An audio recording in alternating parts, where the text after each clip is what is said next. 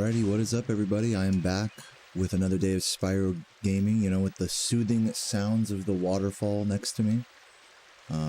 Today is April 20th, I believe it is 4/20 today, yep, 2026. And I feel alright, pretty like, I would say low vibe at the moment, low energy level. I just came off of a 2-day break, so I think, I'm still trying to slowly get my head back into like wanting to play this game again. So I think today I might be a little bit more quiet, just gaming, just playing. Maybe no big warm up or anything. I don't know about any early loot action or nothing like that. But I'll go ahead and turn on the music here, since it is a little eerie without it. And we'll get into some warm up and get into some action. And no, before anyone asks, no, I have not smoked weed today. Maybe after this run or something, but weed and speedrunning do not mix well for me. As much of a stoner as I am. Let's head over to, I guess let's do a little ice cavern, just run around there for a minute, and then we'll do a run, I think.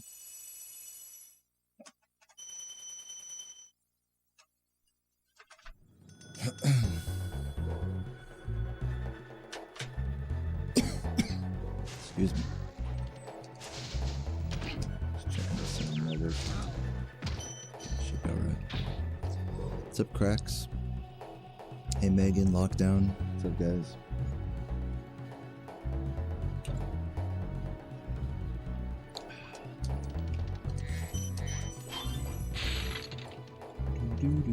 What's up, Dylan? What's up, cracks? Like I said, Caleb, Dylan, Dingus. Dingle Bungus. I can't even barely read usernames right now. But yeah, you'd think I was faded as hell right now, just based how I'm talking, but not at all. Just merely on a low vibe at the moment, low vibration, for no particular reason. Mostly, I would say mostly due to the fact that I've just been on my phone like all morning. Typical, you know, slow morning. I did get a great night's sleep last night.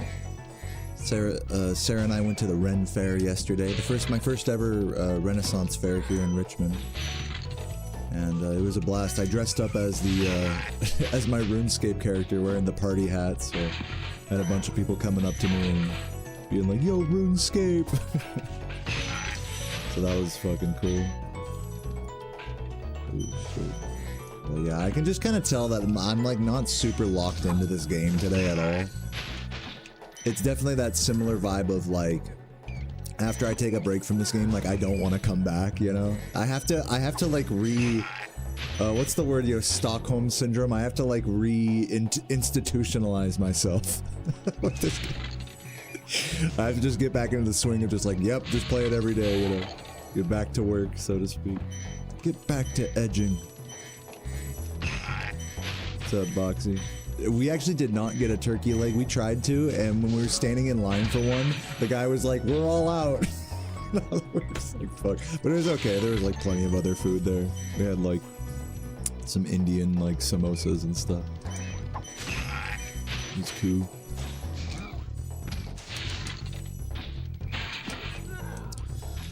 Also on Saturday, I went to a all-day-long Halo LAN party event that had like multiple different tournaments, and like people drove from all over the East Coast to like be at this Halo thing. It was cool. I participated in a Griffball tournament, which I lost first round, and a Halo 3 tournament, which I actually made it to losers round 2, which was cool. I beat 2 opponents, or something like that. I played 3 sets, getting knocked out on the 3rd one, on a double elimination, so that was pretty cool. But yeah, tons of drunken debauchery on Saturday, and just kind of recovering yesterday, so I feel good today. But like I said, I've just been fucking around on my phone literally all morning, so I'm feeling pretty sedated at the moment, I would say, with, you know, no drugs involved. So here's hoping that this game kind of wakes me up a bit, gets me back into the swing of things. So yeah, I guess I might as well, just for funsies, I might as well head over to Nasty's World and try early loot once or twice. Congratulations on that, Skywalker. Proud of you, man. Yeah, so we'll see if I can get this trick. We'll see how close I am to getting this trick. It'll kind of determine whether I attempt more early loot today. Yeah, actually, funny thing, this is reminding me, at the Halo LAN party, somebody had actually installed Spyro on an Xbox original, and it ran at like 10, 15 FPS. And I was trying to do rat proxy after like 3 beers. Dude, I could not do it. It was so funny, dude. Shout out to Bob, the homie. Or pardon me, shout out to Ed, Tempur-Pedic Sofa, the homie. So yeah. That was my first time playing Spyro on an Xbox original. Good times. What's up, Aloth? What up? Manila, great to see you. Oh, you're learning 120? Nice. Good luck to you. Let me go ahead and make a save state. Let's see if we can get this trick here. Oh, I have to do this now because I didn't set it up quite right. Come on, buddy. Oh god, I have no idea where I am now. Okay. Go here. That's good. I'm gonna make another save state for funsies. Everything's just for funsies today. And then we'll try to follow the scene best we can. Got knocked out.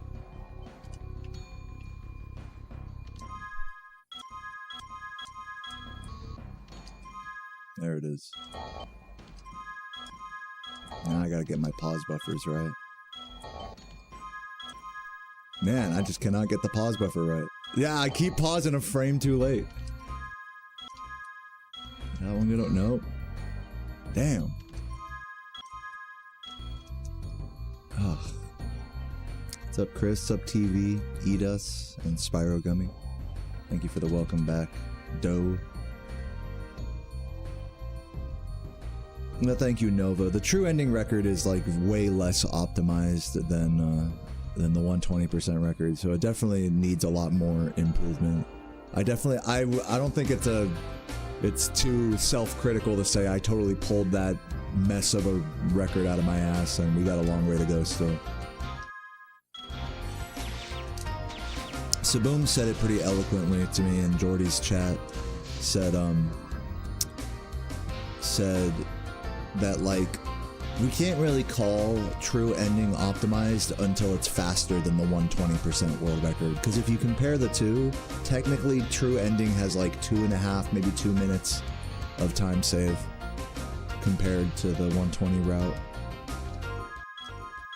So until the record is at least faster than the 120 record for true ending, then it's like, it's hard to be like super stoked, you know what I mean? About like, oh, I barely shaved a couple seconds off Tiny's time, you know? It's all just memes, you know? It's all good though, I'm happy, like, that was a fun run, like, records and pride, you know, aside, like, that was like a really fun run. Thanks to everyone who checked it out, by the way, on the second channel. People kind of getting their fix this weekend with that, so thanks everyone for checking it out. So it's all good in the hood, you know? In due time, things will get more optimized. See how, depending how long we stick with it, that is.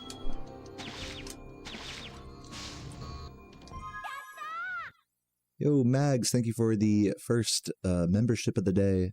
3 months, and says good luck today. Thank you, Mags. Love you. What's up, Craig? I see you in the chat up there.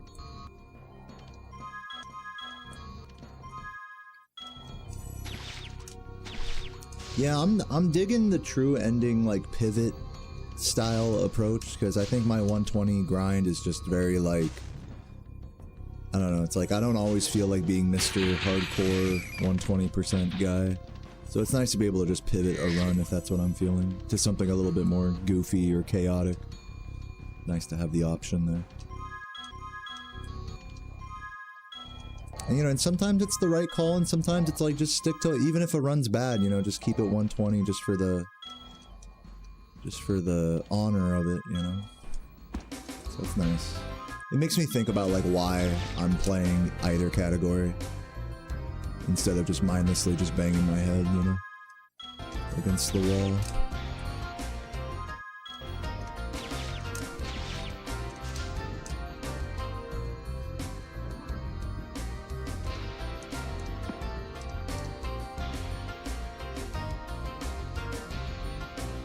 You see me do a dedicated true ending run. I think it's fine. Like the way my current record is in that category, I think your gripe, and this is kind of something that other people have shared, is that it's like, oh dude, it's kind of whack, you know. And I was actually tripping on this, but I thought about it more. It's like, oh, it's kind of whack that you don't just start your run like intending to do a true ending run. But here's like my logic, you know, with the whole like pivot run thing aside. My logic is that it's not a true ending run really until you're past Magic Crafters anyways, or once you're at Magic Crafters anyways. So as long as you pivot like by the time Peacekeepers rolls around, which is what I did in my current record, then it's effectively the same routing as if you didn't do true ending from the start, or as if you did do true ending from the start. So I feel like that particular gripe, you cannot apply it to my current record unless you really want to be like, Nestor skip, like the 4 seconds of doing Nestor skip versus just intentionally skipping him. You know, that's like the only like routing difference of my current true ending record. Now, a future true ending record might not look like that. It might be more like what you're saying, where I pivot closer to the end, and I have definitely done it where I've pivoted like in Nasty's world.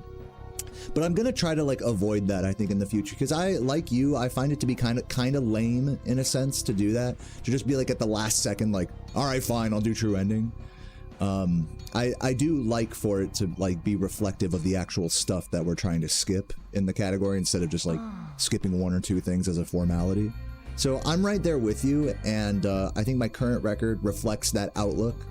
But still, I don't want that I don't want that feeling to stop me from pivoting if I want, like mid-run. You know what I'm saying? There's like a balance there of like honor versus like just having fun with playing the game and being, you know, being loose with it, you know, and being able to just play however I want in a given moment. I don't always feel the same on every run, so I have to balance that kind of like just wanting to have flexibility with being an honorable speedrunner that like honors the spirit of a category. Which, you know, in this case, those two things can be a little bit at odds. But, you know, I hope you realize, and anyone else who's maybe thought that same thing, like, oh man, you should just make a true ending from the start of the run. Don't do this whole pivot bullshit. I hope you understand, like, my outlook on it, and that I'm, you know, I'm genuinely trying not to do it at, like, the last fucking second, you know what I mean? So, hopefully I've made my case there. And also, as a final addendum to that thought, if I do want to do true ending from the very start, then I want to actually pioneer a new category called true ending with cheats, where you just skip every dragon and egg. And that would make more sense to just like really focus on from the start of the game, of the run.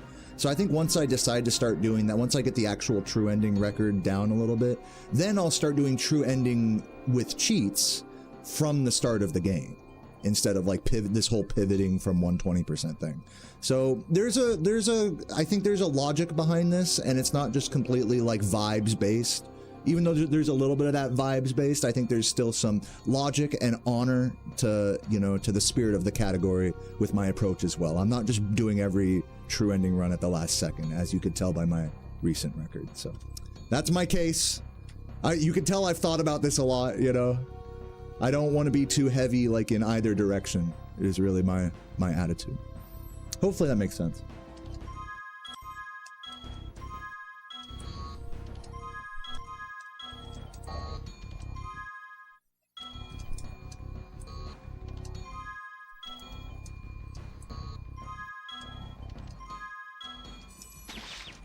I mean, I'm still going for the 120% record here. Like, I'm not ready to say, okay, I'm done going for the 120 record so I can just focus on true ending.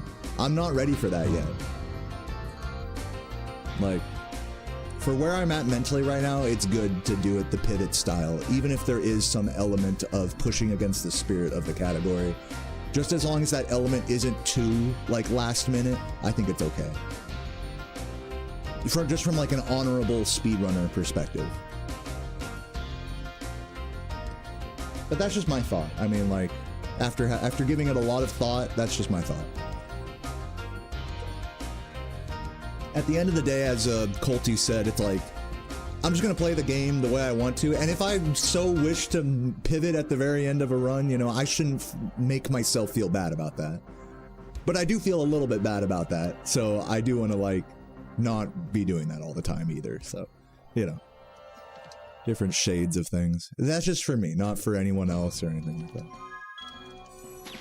But yeah, towing that line, I think, of like, having the spirit of the category align with the way I want to play, which is, you know, pivoting from 120%. Those two things are at odds, you know, like I'm not going to pretend like they're not. So I have to find that bridge for my own enjoyment between those two worlds, and I'm not too far on either end of the spectrum to really have the most fun playing this game.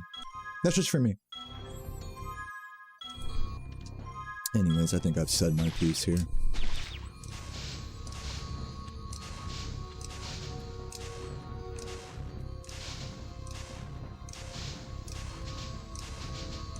Have myself or Saboom thought about the few dragons? I think Tainu has. I haven't spent a lot of time thinking about it. What all I try to do, Jordy, as well as anyone else who's curious about like what dragons to skip, all I try to do is try to make it to treetops with 49, so that way I can death abuse the one before the end of treetop, or before the end of Beastmakers to get 50, and then collect the 51st and 52nd in Nasty's Homeworld and Twilight Harbor death abuse respectively. That's really the extent to which I'm thinking about it. Yes, you could route it more specifically, like naturally just skipping Nestor instead of doing Nestor skip would be like one obvious dragon to cut out. You know, there's like one in Dry Canyon that would like make sense, I guess. So yeah. But yeah, I'm really not thinking of it much deeper than like, oh, I want to be this amount in this level. You know? Anything beyond that is like very minor routing time save, as far as I'm concerned.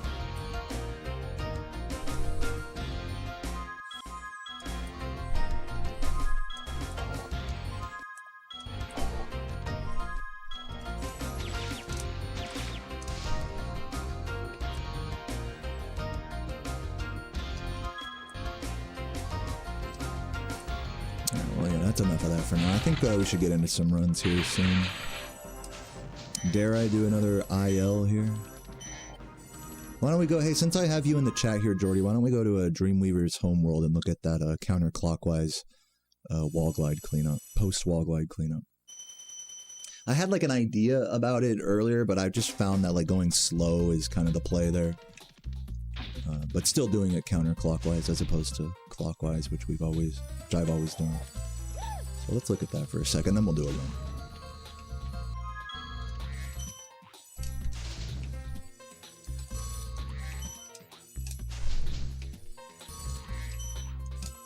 You went horrible. It's really easy to miss a red here if you go too quick. Fuck, dude. Can we at least get the glide? There we go. See, like that red is super hard to get, and I'm doing it like very safely. You could technically flame the first and third guy, but you don't want to flame the second guy. But flaming the second guy would make the turn like back easier, so it's just like you could also flame the guy on the left. Like I'm flaming, if in order, I'm flaming right. I think it's like looking right to left. I'm thinking charge, flame charge. The last one always big. But I've also thought about it like when you first go over there, flame left guy, not flame charge, and then maybe like hit I don't know. There's like a few different ways to do this. And I'm just trying to like opt for like the most baby version, which would look something like this. Which is like super basic.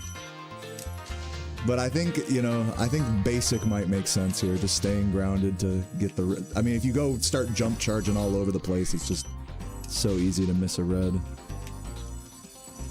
Here's another idea. Hit him like that, and then his gem would be dropped. But then there's gem RNG there. God, it just takes so long, you know, to grab those gems. Because you know what happens is when we go over here, the frame rate drops from the cannon shot. And the frame rate drops at the exact moment that Sparks is trying to grab a lot of gems at once. And so that makes it really easy for Sparks to miss one, I think. That's my theory about it anyways. Like, you see that frame drop there? It's so insane. It really fucks up this cleanup. I mean, it makes sense why we never did the cleanup this way, but it is faster, you know, as Jordy says, and even doing it, like, in a slow way like this would be even with doing the old way fast, I think, so you might as well do it. Anyways, what does Jordy say? That's all you could come up with? We're basically on the same page, you're saying. If true ending involves glitching into loot early to get all the gems, but not getting all the... Yeah, exclamation point true ending in the chat. All one word. You need to get Dragons 51 and 52 to unlock Twilight Harbor in Nasty's homeworld and to do a death abuse in Twilight Harbor. They're not required for early loot or game completion. They just make the routing faster.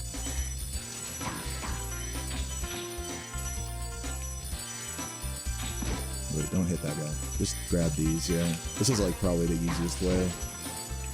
So yeah, I'm gonna abandon flaming that first guy and just flame charge him at the end.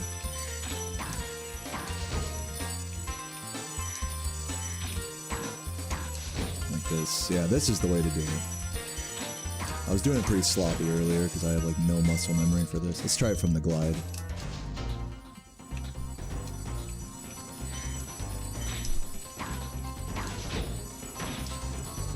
Yo, Halvadi, thank you for the good luck. This is good practice. This is getting my brain a little bit more engaged here. I'm just going through the motions. Ah, red.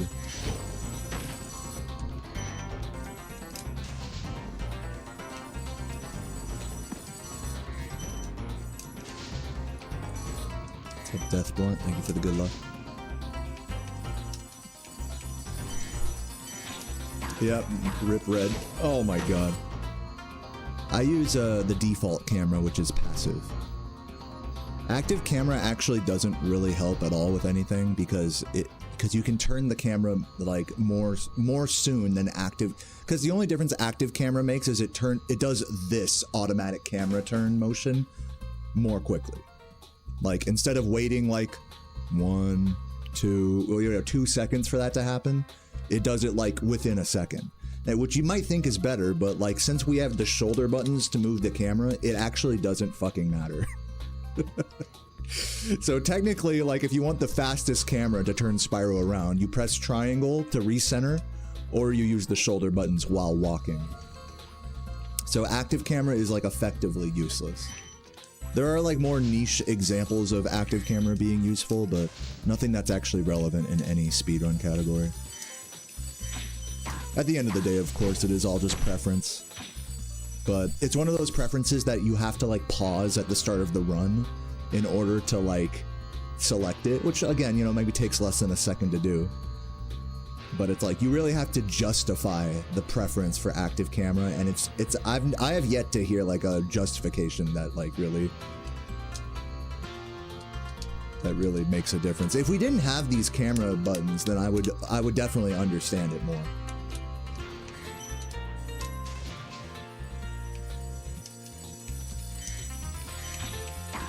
Yeah. That's kind of the nature of preferences, right? They don't always have to make like objective sense. I mean, hey, look at analog versus D-pad, for example. Like, D-pad is objectively like a faster way to go from cardinal direction to cardinal direction. Like, to go straight left, straight right, you know, D-pad does that. You can actually turn harder with glides when you're gliding with a D-pad. Like, say I like go into one of these. I can turn harder like that than I can with a analog. See that? See that? So there's actually a lot more of an argument to be made about in favor of D-pad, but I still prefer analog. So. Like a fucking idiot. Maybe one day I'll wake up and start playing on D-pad. Who knows?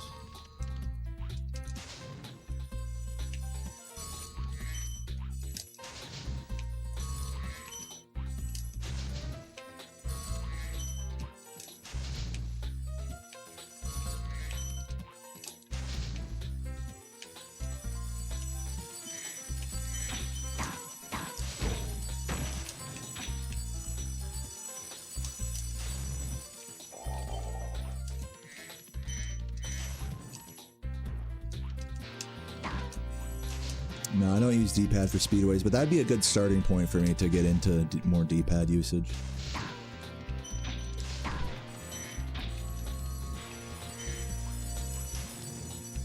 I don't know. Am I done with True Ending? No, I definitely still plan on getting more PBs in that. I don't know about today, but I mean, we'll see. We'll see what unfolds today. Alright, I'm gonna get into some runs now, I think.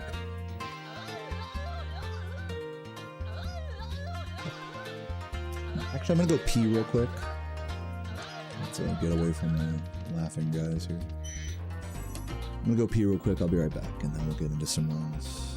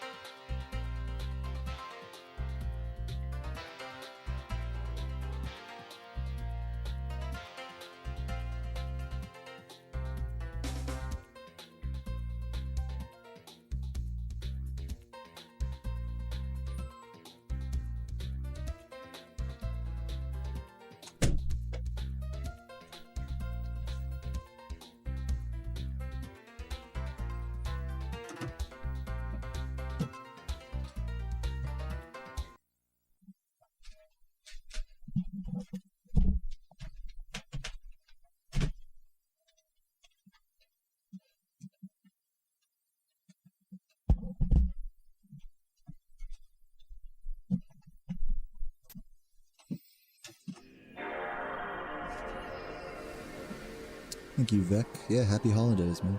Happy 420, everybody.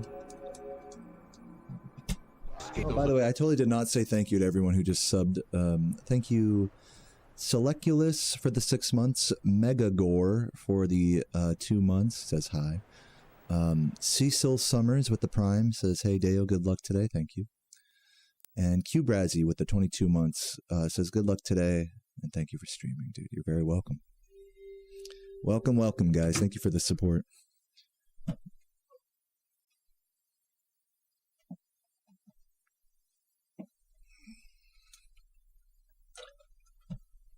right, let me refresh the game capture.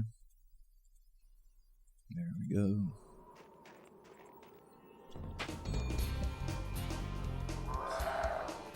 Oh, you're making weed butter? Enjoy your house smelling like that for, for like 2 days straight. Yo, Girth, thank you for the sub. Appreciate that. Looking forward to the vibes. Yeah, it's gonna be pretty quiet, chill vibes, I think. You know, you can tell I don't have like the highest energy level right now, so. But I feel fine. I mean, just chilling, I guess. So let's get into runs. 3, 2, 1, go. This will be my first run since last Friday, since my True Ending record. Which was a lot of fun. Thanks everyone for checking it out on the second channel. Jexy, thank you for the Prime as well. 14 months, says good luck today. Sad you missed a funny record. Here's hoping for many more funny records. And maybe some more serious ones as well, who knows. But we now have 12,000 treasure. Let's see what happens. Wish me luck.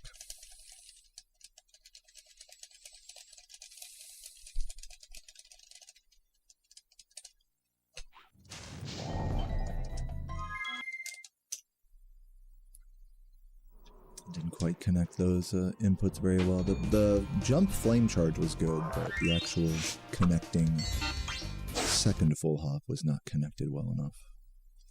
You turned 30 yesterday. Happy birthday, Wiggy, and thank you for the good luck. Yeah, I mean, it could be the case today, Nova. I'm definitely not saying I'm out of it at all, you know. But we're definitely just getting our feet wet again here, so I can't really call it.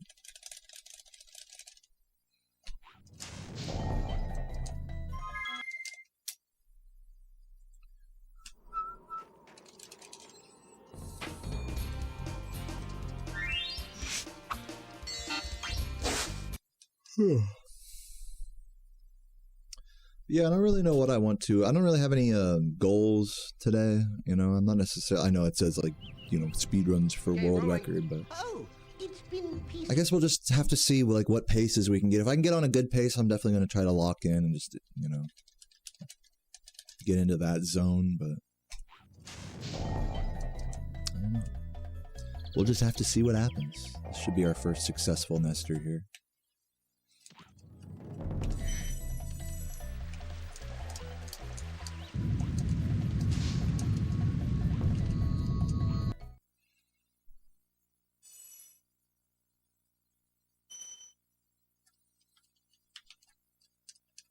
I think the maintenance guy just showed up to fix our bathroom drain. Very useful.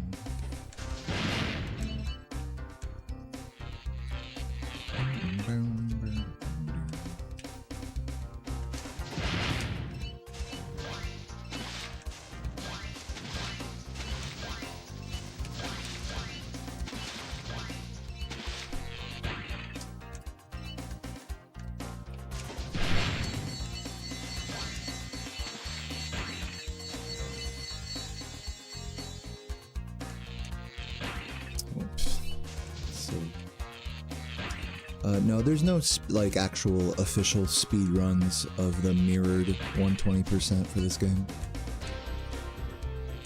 That was just more of a fun playthrough I did once. I'm sure other people have done 120% mirror, just not as like a actual serious speed run.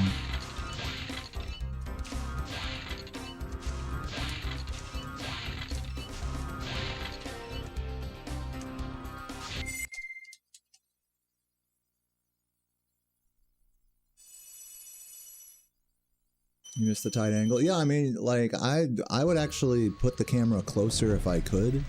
I mean, I guess I could get another, like, dongle arm thing, but I think, you know, compared to how the camera used to be in, like, early 2020s, I think it's a better angle. Yeah, I was a little too close back then. I mean, I get it, it was like a vibe, but, like, I was a little too close to the camera back then. Also, the actual space that my camera took up was like way less. It was probably like this much of the screen compared to what it is now. So it's just more room to breathe, I think, with this layout. Without being too much.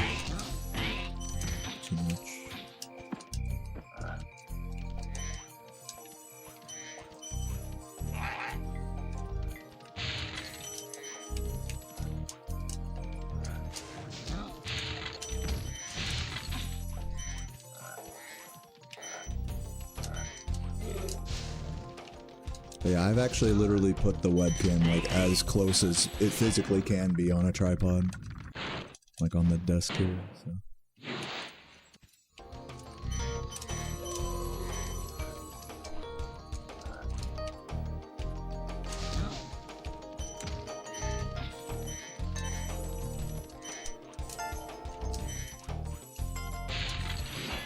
So Mikey. Yo, Gwendolyn, thank you for the Prime, and Jexy as well earlier. Love you guys.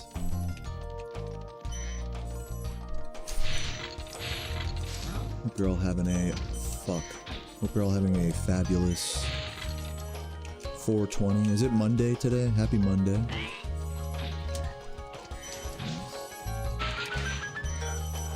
As happy as Monday can be, I suppose.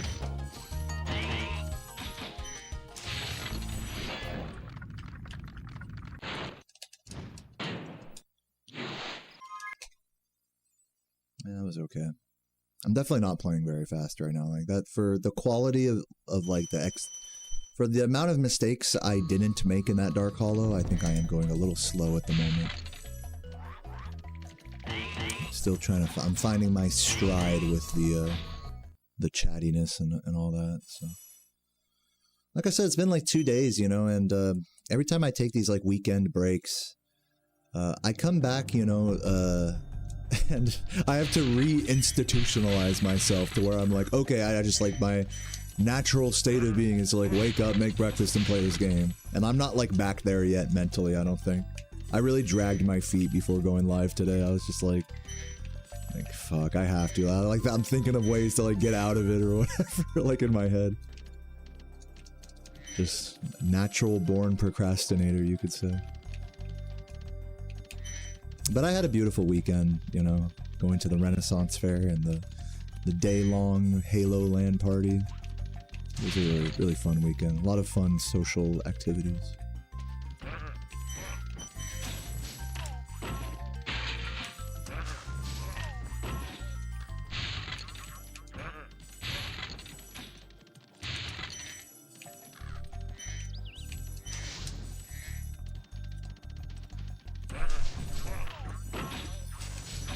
Thanks for the good luck, composer. Hope you're doing well.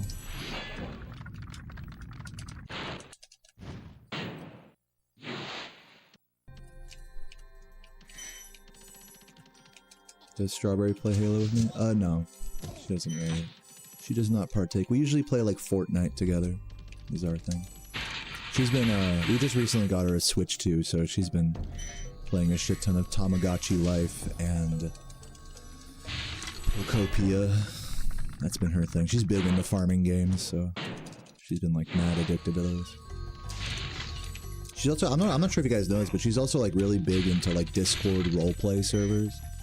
They like reenact like, you know, reality TV shows and stuff, so she's plenty preoccupied. She just kind of likes having me gaming alongside her. We're like that kind of couple where we don't necessarily always play games together, but we're just like brain rotting alongside each other. You gotta have that right balance, I think, as a couple. You're not like forcing each other to do stuff all the time, but also not like not doing anything together at all. There's some balance there. Morbid Apple, thank you for the prime, man. Cock cubed. Wow. That was a hard one for me to pronounce. Cock cubed. That sounds like a new Switch game that could come out. Cock cubed.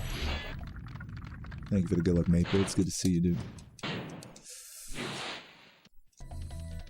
Oh yeah, it was a surprisingly big Renaissance Fair, Mikey. It was like few miles wide, like big ass fucking field, like ton of different like bands playing and like, you know, like multiple different stages and all these food vendors and, you know, axe throwing and everyone dressed up. It was so cool, man.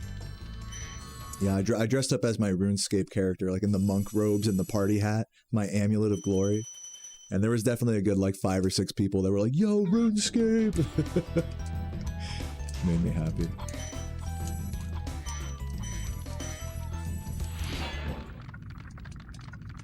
I was also really like hungover yesterday after the whole like Halo thing, like at the brewery all day. So like the moment we got into the Renaissance Fair, there was a stand right there that sold pickles and just straight pickle juice, like iced pickle juice. And bro, that iced pickle juice, like walking around the fucking fairgrounds or whatever, that shit brought me back to life, man. That shit was so good. You guys know me and pickle juice, you know, inseparable. Hopefully I got the little red guy, I think I did.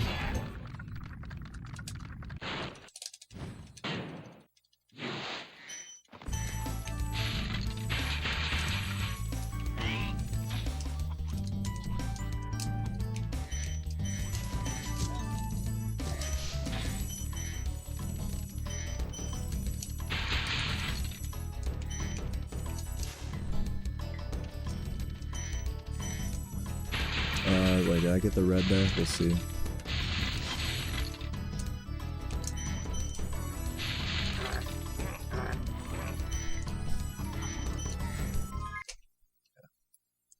Got some lucky breaks on some of those gems. Pickle juice is chemically identical to Gatorade. I think I need a citation on that one. Citation needed.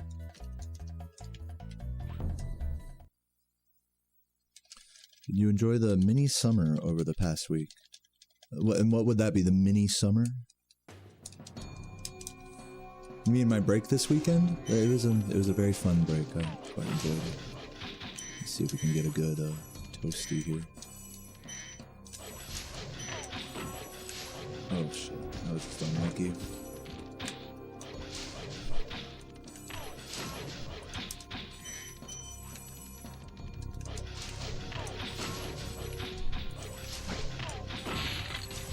Yeah, if you're talking about the weather, yeah, it was pretty hot this week in Richmond. It was alright though. Well, it wasn't like too bad. It wasn't like... I'm sure it'll get much worse as the summer goes on. We're not quite in like, you know, humid, you know, hot, sticky summer territory yet. I was still able to skate around and stuff.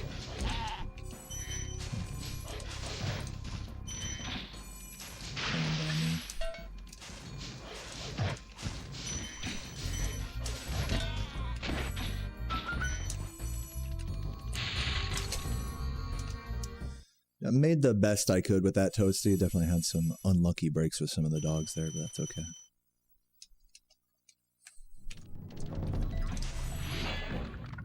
Yo, Bolt, thank you for the good luck. Welcome, welcome. GG on the, what did you do, like 9 runs the other day? I saw that on Discord. That's crazy. I'm gonna not go for this boost. I am certainly not feeling it. Be a little bit behind record here now. Some awkward movement. What's up, Stockholm? Thanks for the good luck.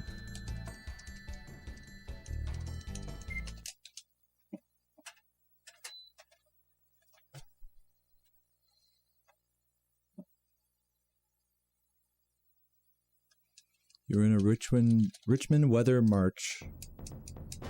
Man. Incredible sunburn. Yeah, I got it. I'm actually lucky I got away from all the time I spent outside this weekend without much of sunburn at all.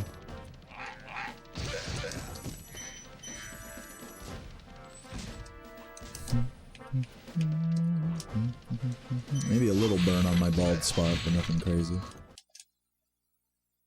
Is this 120 run that will be true ending if world record die? Oh, actually, my title is incorrect there. Let me fix that. There we go. No, this is just a normal 120% run, I think. I haven't actually finished a proper 120% run in a while, so I think this one I'm gonna fully commit to not doing true ending. It's nice because it's like, I was kind of ranting about this earlier. It's like, as you guys know, I will pivot between 120% and true ending now, kind of on a whim. But if I do too much of one or the other, it doesn't really feel right, you know? Like, if I just make every bad run into a true ending run, then that, like, it feels a bit dishonorable, you know? It feels like not really in the spirit of the grind. So kind of like to match that vibe, since I haven't properly finished a 120 run, even if this one's bad, I'm not gonna pivot it. That's just for today.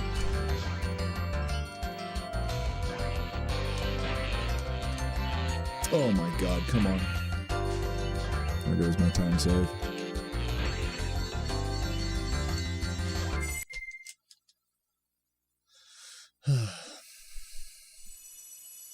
What's up, Stale Rice? Welcome, welcome. Yo, Nova, thank you for the good luck. It's great to see you, as always. Yeah, got Grandma in the chat over here.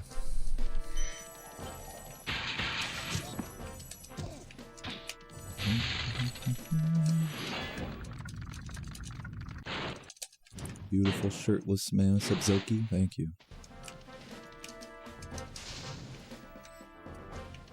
What's up, Chef Brock?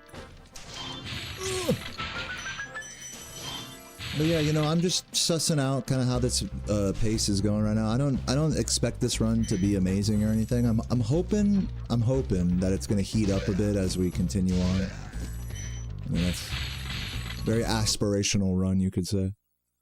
Generational. But yeah, overall, I don't want to say my heart isn't in it, but my vibes are low today. For just general determination and inspiration and inflation and all the Asians. Any Haitians in the chat? I'm feeling low in the Asian department. But that's not to say I'm in a bad mood. It's just I'm getting my head like kind of rewired to playing this game after a 2-day break. It's funny, I actually kind of I posed a question in the Spyro Discord a little while ago about you know, how do you guys do the whole break situation? Like, everyone takes breaks from speedrunning, and like, what in your mind is like a good amount of breaks? You know, I mean, obviously you don't want to be playing every day indefinitely because you'll burn out eventually. But like, for me, I was like saying like I do like 5 days a week, you know, and then 2 days off. And to me, I thought that was like pretty like, oh, okay, that's a pretty big break, you know, 2 whole days off is like a...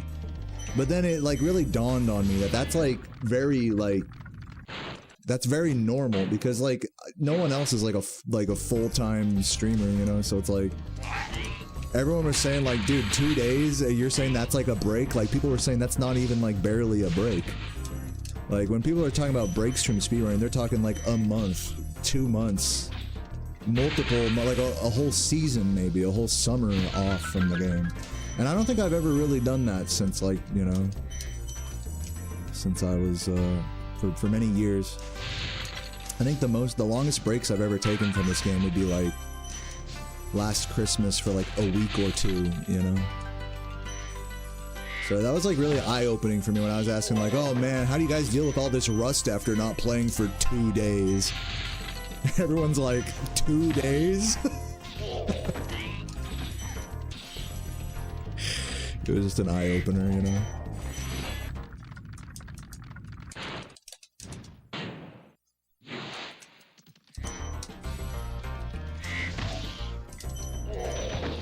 Oh my god. Dude, this is not looking good, everybody. One day I'll get this jump. Come on now. Dude. Is this about to be a reset? Oh my goodness. How much worse could that go? My guess is like maybe plus 15 here. I feel inclined to no reset. I think I'm gonna hit you guys with a crazy cope right now, but I think that giant run killing mistake was what I needed right now. Hear me out. Since I'm on kind of a bit of a low vibration today, a bit of a D-rust, and kind of opening up to you guys a bit in the chat, I feel like it would be uncouth of me to get hardcore on the resetting right now. I think I need a D-ruster, no reset. And I need it specifically to be a little bad, so that way I can just feel at ease with it, so to speak. So how's that? I know that was like a turbo copium, but I think that mistake was good for my psyche.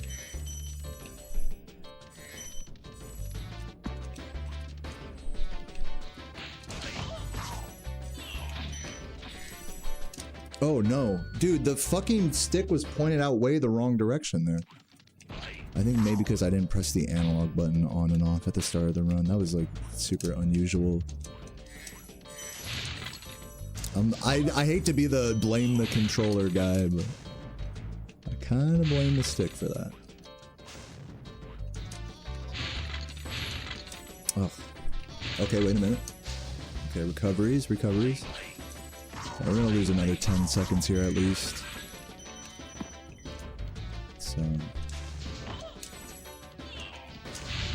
like I said, you know, this run is absolutely in the dumpster, dead, on arrival. And really it's the kind of run that would make sense to pivot to true ending, especially at this point, before we get to Magic Crafters. But again, I'm going to stick to my guns here. We're going to do a no reset, 120%, no pivoting to this category or that, no committing to a hardcore, get a good early game kind of grind. We're just going to play the game. In true ascended, you know, speedrun Nirvana fashion, we're just going to play the game, and I'm going to play the game, and I'm going to fucking enjoy it.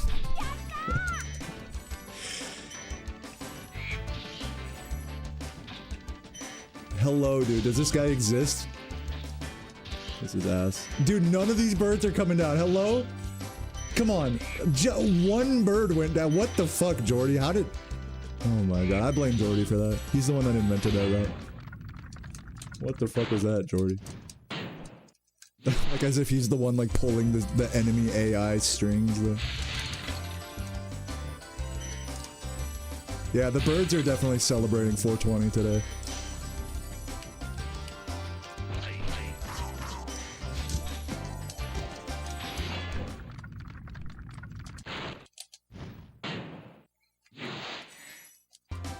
Oop, wrong way. Okay, we're gonna be like, I'm hoping like plus 30 on the 120 splits. I'm a mind reader. Splits mind reader. Yo, off the rails, thanks for the good luck.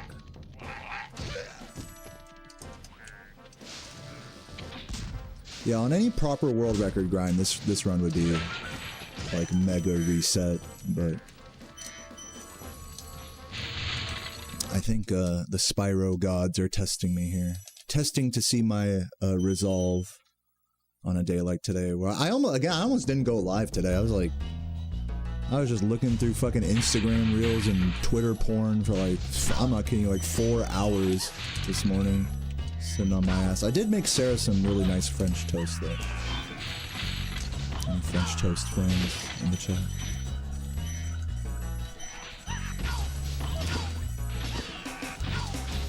Yes, I do have an ear piercing now. Oh, shit. Perfect. Yeah, I have an ear piercing now. You couldn't see it really that well before, but now that I put like a black stud on it, and I don't know what's with me, like the more like body mod type stuff. I don't know if fingernail painting counts in the same realm, but I just like black things like that. I like my black background. I like black fingernail polish, and I like my little black stud on my ear. It's like so, I don't even know what the word is. It's so neutral yet hardcore. Is that the right word? It makes a statement that like just a normal silver piece, like a silver earring doesn't, you know? What the statement is, I'm still trying to figure out, but it's like something like, it's kind of like, oh, this guy, I don't even know what it says. What does it say? What does like a black earring say? Or like a black, or like a gauge earring, you know what I'm saying? I had a cousin that had like a black gauge earring.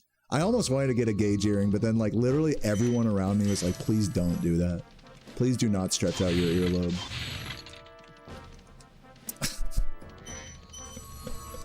So I was like, okay. But yeah, something about like the black accents with like really colorful clothing, you know, tie-dye shirts and PJ pants. I know it's like super unfashionable, but it's like, I don't know, that's just my vibe.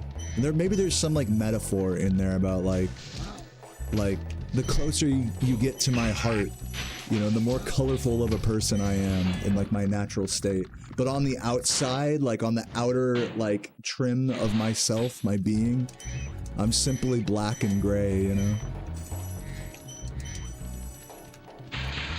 Like my hair is kind of like that as well. I don't know. Do you guys feel that? Do you guys feel what I'm saying?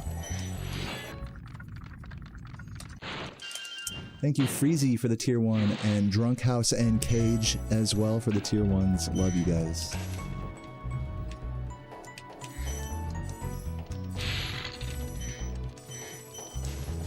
But yeah, point being, I like black stud earrings.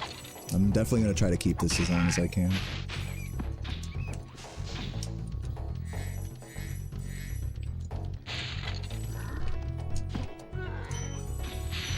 I'm kind of the same way with tattoos. I don't have any tattoos yet, but if I did get one, it would be a very like understated one. Like one that you don't see like right away. Like it would be like under a shirt or something, you know, that you would... Like on my back, I don't even want to see it. That's how much of like a... It's kind of a funny thing for a tattoo, right? I don't know.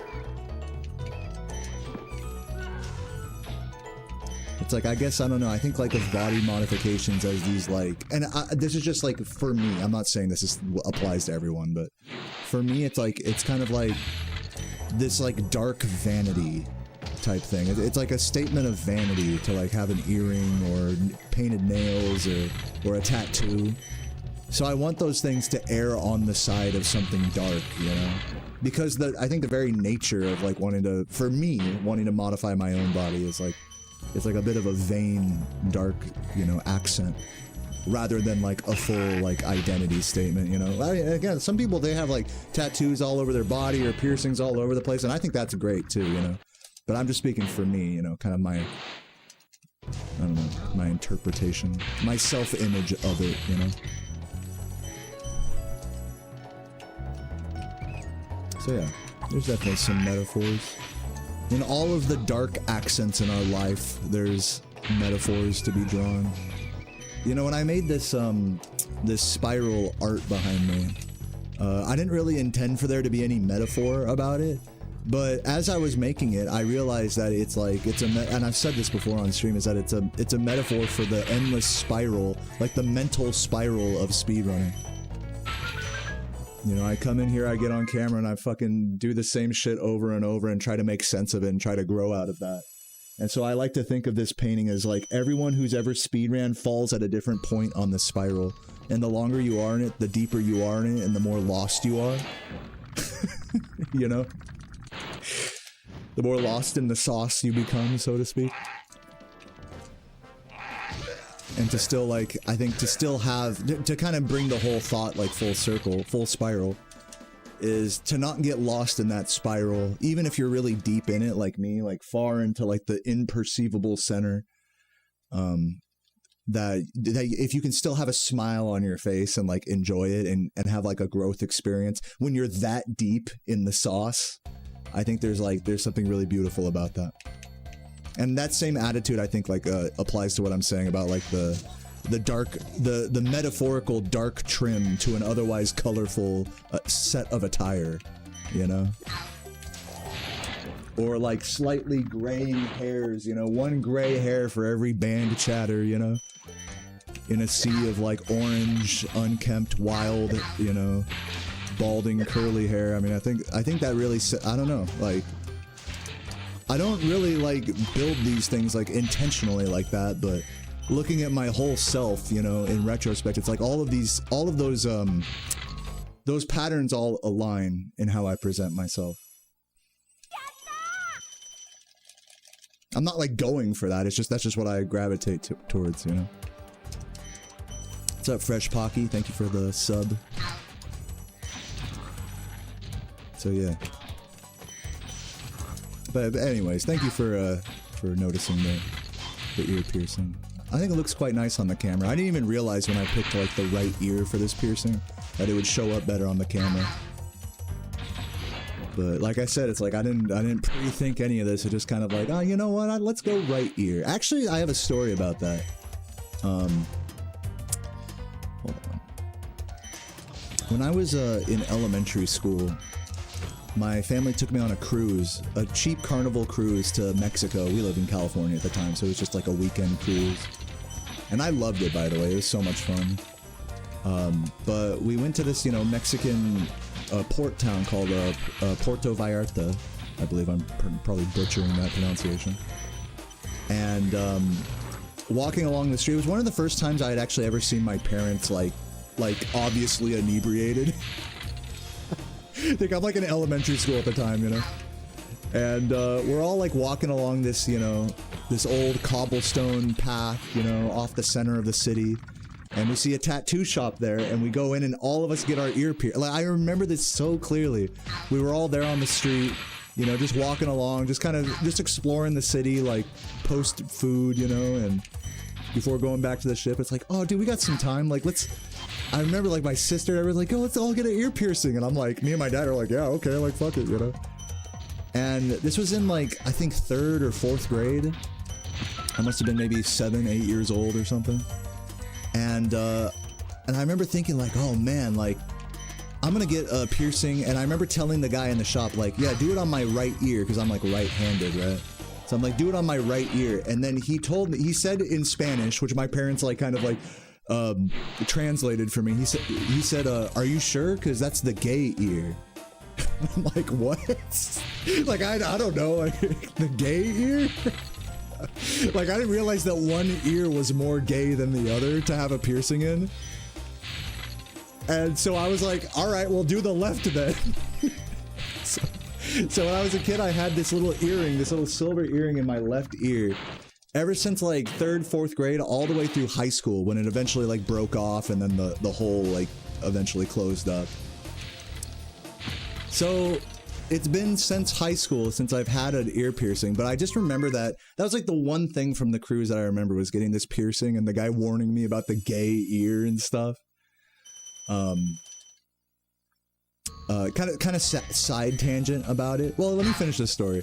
So we were recently in Texas, me and Sarah, and there was another tattoo shop doing like free piercings. And I had had a drink or two. Sarah was out shopping with her friend or something, and I was like, fuck, I'm not gonna ask anyone. I'm just gonna get my ear pierced right now.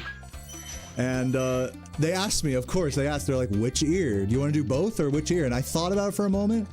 And I told the ladies like working there that whole story about like, oh, I almost got the gay ear, but instead I didn't because they scared me out of it. So I was like, now we're getting the gay ear. Give me that right ear. Like I want to be as gay as possible with it. Because it's like now there's nothing left to prove about my masculinity. Whereas when I was a child, that was something that I guess concerned me more, you know. It's just funny how life comes like full circle like that. You're so worried about the fucking gay ear. When really you should have just stuck with your, you know, stuck with what you wanted regardless of it. I had another experience like that in elementary school where, I'm not gonna make that. I had another experience like that where I had a ruby ring that my grandma gave me, actually. Or like my grandmom, someone. It was like an old ring. But it was this beautiful, like small, like ruby. I don't know if it was like a natural or whatever, but beautiful little ruby ring. My birthstone's a ruby, so like, you know, I think my grandma gave it to me or something. And I remember showing up to school wearing this ring. But remembering, like, around the same age, you know, you're thinking like, oh, okay, I don't want to wear it on my ring finger because that will make me look like I'm married. And obviously, you know, my 7-year-old brain, obviously I don't want people to think I'm married. So I put it on like my middle finger or something like that, and everyone's, and of course no one knew the difference, right? Like all the kids came up to me, were like, dude, you got married? Like what? And it was a really feminine kind of ring as well. You could tell it was like a ring like made for like, you know, it wasn't like one of those masculine like, you know, fucking class ring types. It was like very light, you know, thin band, you know, just a little ruby on top. Kind of like the ones from RuneScape, actually.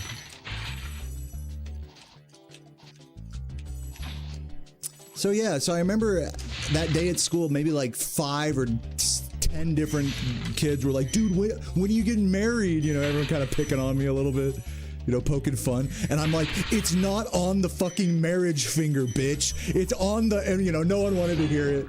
I even tried moving it to different fingers and stuff to make it more obvious, but there was no saving me. Like, if you're trying to avoid some social stigma, like the only way to get away from it is to either, you know, change or accept it, right?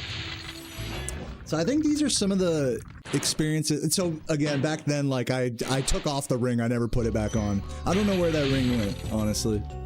I certainly lost it. But I wish I'd have kept it. And I wish, you know, looking back on, I wish I had just stuck to just wearing it however I wanted, you know? So I think these are some of those like things, experiences like that I think really shape you as a kid, you know? It's such a small thing, you know, not wanting people to think you have the gay ear for an earring, or not wanting people to think you're married from wearing a ring a certain way. But yeah, of course, as I get older, obviously all that, you know, it's like I want people to think the wrong thing, because to me that's just funny, which is like a kind of like countercultural humor that, you know, my small child brain did not understand. So yeah, that really, those two experiences really influenced my outlook on jewelry for myself. And it's one big reason why I never really wore jewelry for a long. Not that I was scared or anything. I just didn't want like any stigma like attached to it. And again, now that I'm older, I have a girlfriend that I love. I'm like, I don't gotta be worried about being called gay or whatever. Or being called married. If someone accidentally thinks Sarah and I are married, it's like, oh yeah, whatever. Like, I don't even correct them. Like, it's close enough, you know? What do I care, you know, if people think the right thing or not?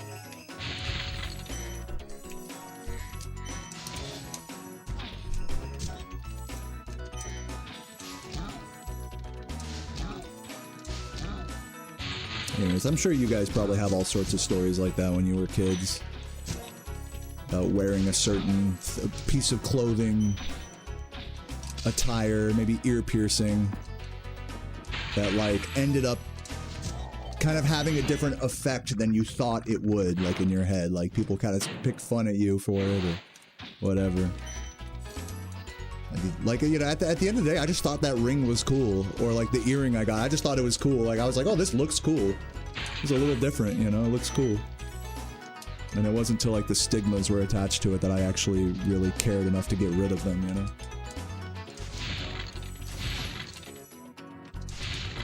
So yeah, I think a big part of me now, like as an adult, is just making up for some of that insecurity as a kid, perhaps.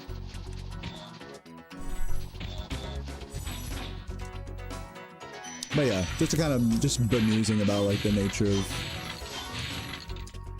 of accessories as a guy in today's day. What you gravitate towards and why. Like why I gravitate towards basic black jewelry and things. There's some deeply rooted reason for that. It's not even to appear more masculine, but maybe it is on a subconscious level. Because of all that like sort of indoctrinating childhood kind of experiences. Like I want my earring to look more hardcore and manly or something. But at the end of the day, I just think a black dot looks cooler than a gemstone, you know? But why? Why? You know?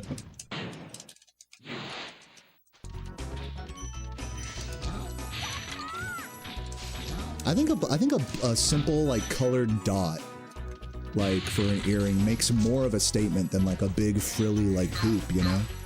You see someone wearing hoop earrings and it's like it's a much more clear like look, diva look, you know? Or big jangly earrings. A little tiny dot is like, it kind of makes you take a second look and be like, oh, is that there? Like, what is that? I don't know. I guess I like the ambiguity of it. What's up, Eepy? Shout out to maturing past the fear of being seen as gay and coming full circle to wanting the gay ear. Dude, I gotta come like I gotta come full sphere and just become gay. Like, I'm sure Sarah would love that. I need to just get over all this earring stuff and just accept reality. I have to come full. I'm just kidding. Thank you for the raid. Or for the, well, thank you for the raid, Slowy, and thank you for the super EP.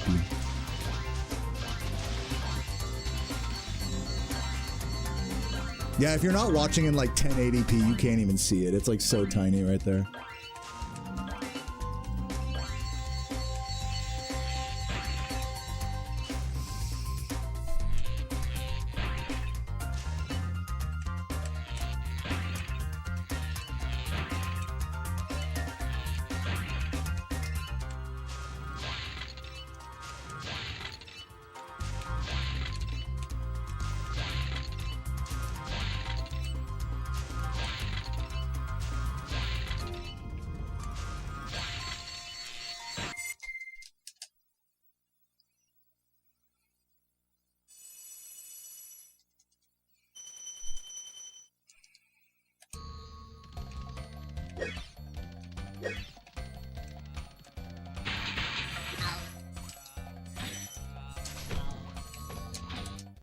I'm a minute behind my 120. I didn't even check the splits this homeworld, but naturally they are going to shit, which is fine.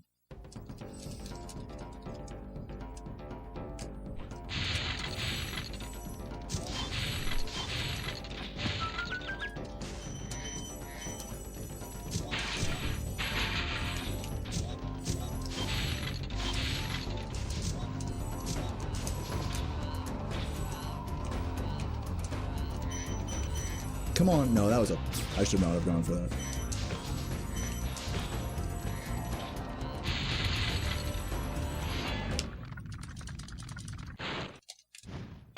Do you download custom level to Spaghetti Engine? I downloaded a version of Spaghetti Spyro that had already the custom levels in there, but I'm pretty sure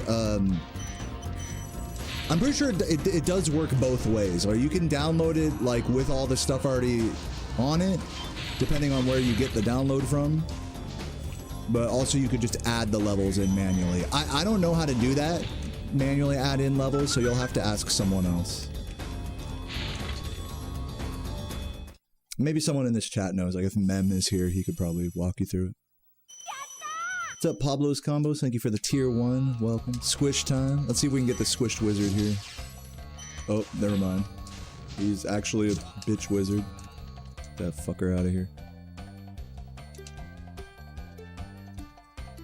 Oh, Laura finally showed the outro thing. Spyro 1.5, nice. I look forward to trying that at some point. Is it like finally publicly? Let me guess, it's not publicly available yet. Let me guess. Was I right? They can show it, they just can't let us play it yet, right? Like literally every other fucking time they've shown something about Spyro, true Spyro 1 modding. Yeah, I'll figure it out. I'm around the scene. I'll get exposed, surely. What's up, Hecky? Yeah, no, but that is really cool, though. Hopefully it all comes to fruition. Hopefully I can make a fun video out of that at some point.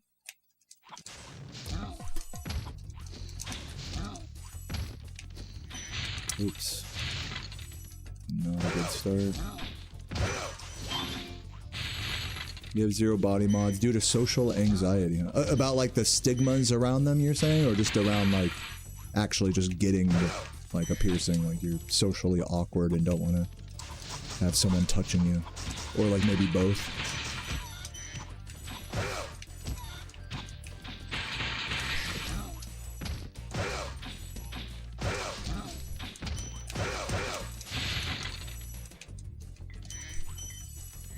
Yeah, man, getting an ear, just, you know, little body modifications, tattoos, piercings, even like painted nails and things like that. Makeup. I think whether you intend them to or not, they always make you think about. They force you to think about like vain social stigmas, even if you're not really trying to make a statement like that with them.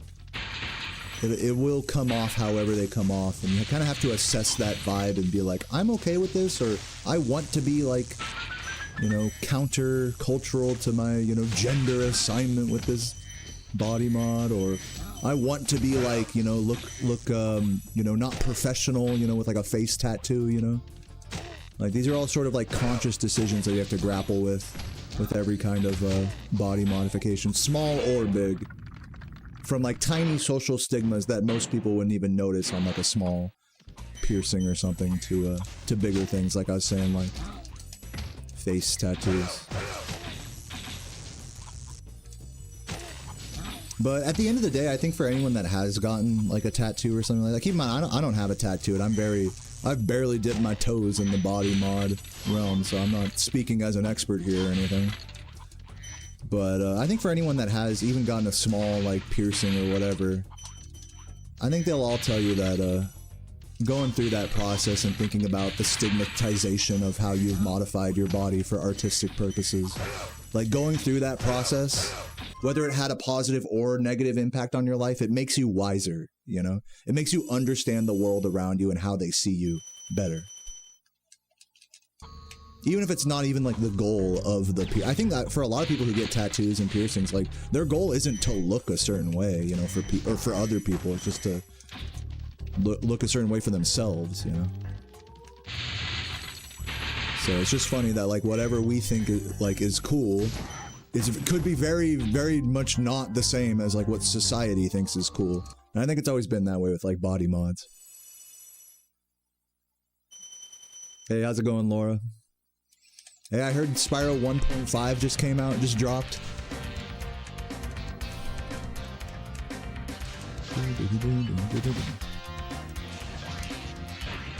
It's just Clifftown. Did they put like some custom platforms in there, going like I'm not like getting over it, or what is it, like going up? You know, just platforms into heaven. Oh yeah, is that what it is? I love how that's like everyone's first thought to like for modding. It's like, all right, let's just build a staircase to heaven. Like we're just all on that same wavelength. Every gamer that likes platforming is on that wavelength.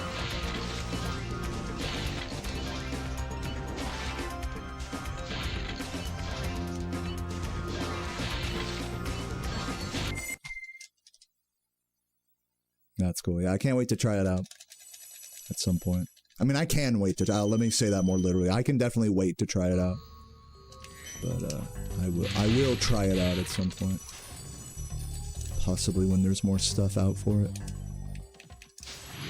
I'm lazy. I'm always slow to bat with this stuff. Which is good. A good thing, I think. What's the big rush?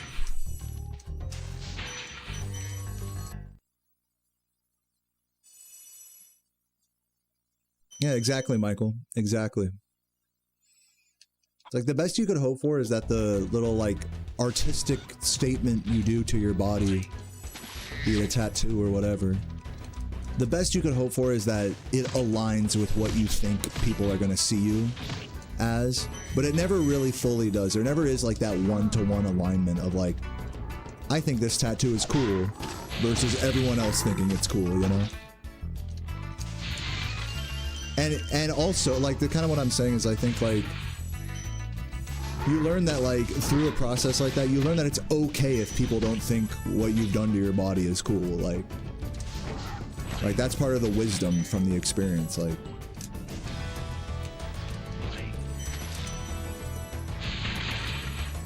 all my life as a kid, people told me, like, if you get, like, tattoos on your arms or neck or face or anything like that, then you'll never be able to get a job.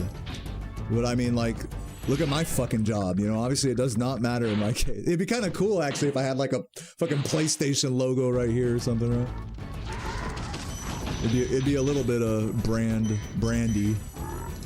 What's the word when you're, like, a fanboy? It'd be a little fanboy-ish of me. That's why I've always kind of never really, for me, I've gravitated away from, like, oh, get a Spyro tattoo, get a fucking PlayStation tattoo. It's like, I don't want to, like, have, like, brand allegiance, like, plastered on my body. I feel like that's, like, it's a little crass, you know? It's a little, talk about vain, you know?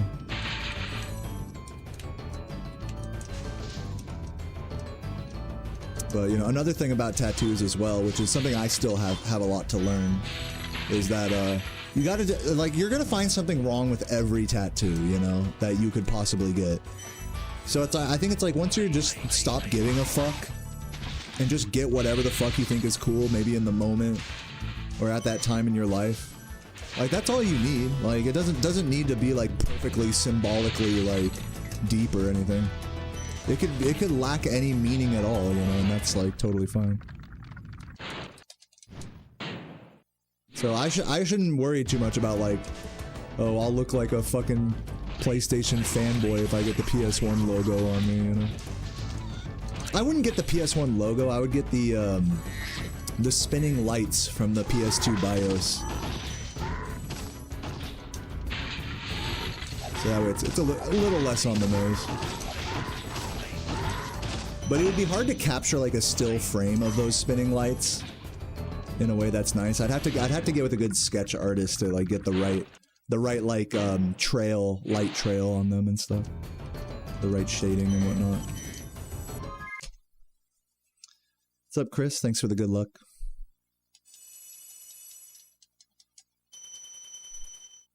Get a yeah, I don't want, like, a dragon tattoo. I don't want, like, I don't want to get, like, an egg. I was thinking about maybe getting, like, a speedrun.com trophy. But I just feel like it's all so on the nose, you know what I mean? It's like, I want something that there's a little bit, it's not just, like, obvious, like, oh, okay, like, every time I look at my wrist, oh yeah, I got record once, you know? It's like, it's just, like, for me, it's just too crass for my taste.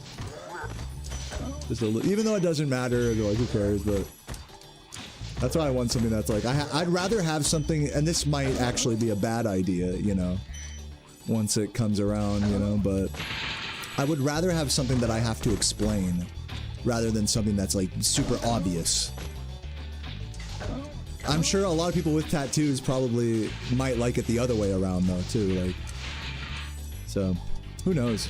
It's all preference, but yeah, I'm definitely with you guys. Like, the people with tattoos in the chat, I'm sure will be the first to say like, just don't overthink it. Just get whatever, and whatever you're feeling is fine. Whether it's crass or vain or silly or vulgar or fanboyish or whatever. Detailed, simplistic, obvious, hidden. Just get whatever you're feeling. Yo, nice cock kill, Jay.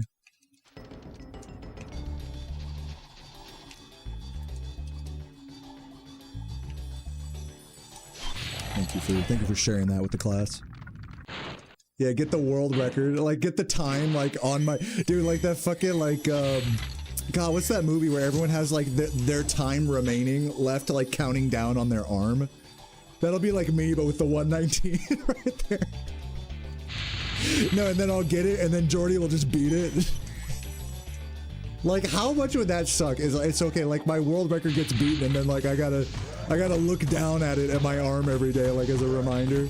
Oh my god, fuck that.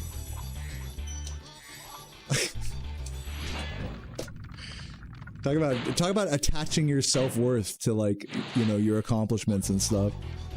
Put your fucking speedrun PB on your, like, arm. See, I couldn't handle that. I couldn't emotionally handle that.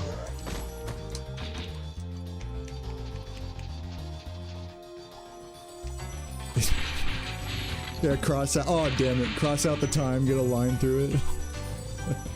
What's up, Joe Nuts?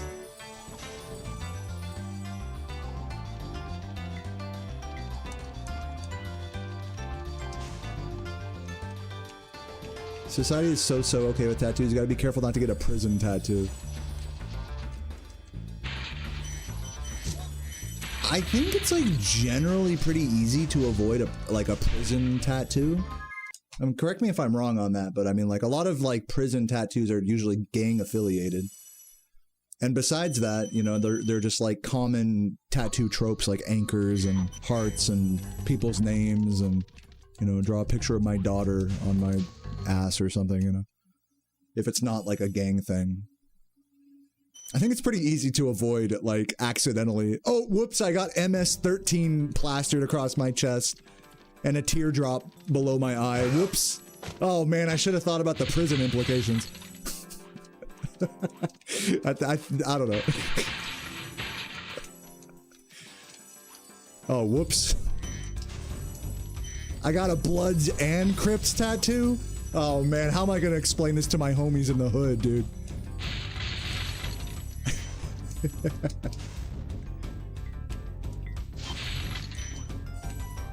Yeah, put former world record on the fucking No, that's another thing, is like text on tattoos. Like I feel like people who get tattoos, if they have text, like someone's name or something, like they like artsify it, make it all artsy and stuff. Or they do it like real like typewriter, typeface, like some like little message. I'm not big, for me, I wouldn't want to get like a little message, you know, a little inspirational quote, like fucking let it be on my fucking arm. Anytime I'm stressed out, I look at my arm and it says let it be in Helvetica font, you know, it's like, I don't, For others, again, for all this stuff, if this is you, then that is totally okay. I'm not judging it. I'm just speaking for me.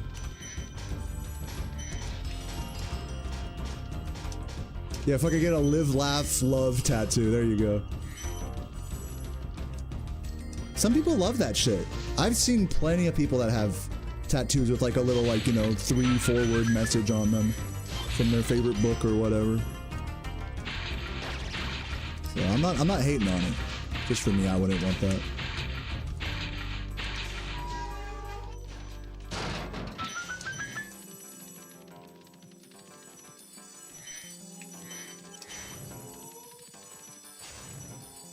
Oh, they got matching martini tattoos. That's cute. Yeah.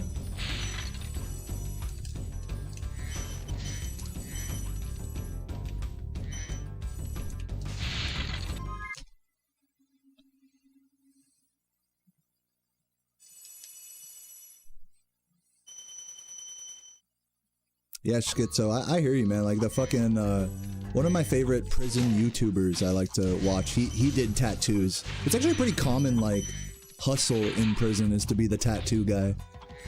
It's actually really interesting to learn about how they make soot, like, from, like, ash and, like, burnt, whatever the fuck. They burn shit, make soot, and then mix it together to make ink and stuff. And then they have to sanitize everything so that they don't give themselves a horrible infection. And then you'll hear these stories about, like, someone who like say the tattoo guy doesn't like someone, and because everyone's begging the tattoo guy to, you know, get them all blasted up and stuff. And so you'll hear stories where it's like, oh, this one guy everyone hates, and so I told him, yeah, I'll do your tattoo, and then they fucking piss in the ink or something and just give him a horrible infection, like just crazy stuff, you know. And the way they make the gun by like breaking off like little pieces of shit and needles, and man, the ingenuity to like make a tattoo gun in prison is like pretty astounding. And for it to work, you know, work well and be able to hide it, you know, from the administration. So yeah, I definitely am clued into like the whole culture around that. Like I can, okay, what else are you gonna do in prison in your free time? You know, get a fucking tattoo. That's what I'd do. All this shit about I'm deciding like what I would get, what I wouldn't get. Man, if I was in prison doing 20 years, I wouldn't give a fuck about anything. I'd be like, all right, you know, yeah, this looks cool, let's do this. And then I do that, this looks cool, let's do that, you know, just be like, bang, bang, bang. I wouldn't even, like, think about it as much, I don't think. But yeah, you know, just to get back to the original, to get back a few points ago, is that it's like, I'm learning the more I talk about tattoos and body modifications that it's best not to overthink them. Like, I keep circling back to this topic, but I feel like that's like one of my biggest takeaways, like learning about them and, you know, having my little black earring and stuff. Like, I'm barely dipping my toes in it, but the more I talk about it, the more it just feels like, you know, just don't overthink it. Just do it, and if you like it, great. If you don't, well, who cares, you know? And there's something to be learned from going through that whole experience, from going into the unknown and getting something that you maybe might not like after so many years, but is still on your body, and that's like okay. There's like definitely a self-growth process with that, which I think is really beautiful. But that process doesn't happen if you're so scared about, oh, will this rose look like a fucking limp cock because I'll get fat in 20 years, you know? It's like, can't really be thinking that way. You can think that way, it just stops you from going through that kind of self-growth process. Summarize what true ending entails? Exclamation, yeah, there it is in the chat. Yeah, no problem. Enjoy that little explanation. If you have any more questions, feel free to ask. This is not a true ending run. Today I'm just doing 120%, and badly also, if you can't tell by the splits.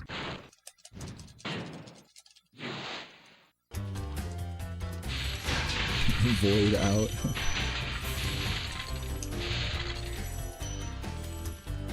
Void out on the arm. Thank you for the good look. Excuse me, Dio Chomp.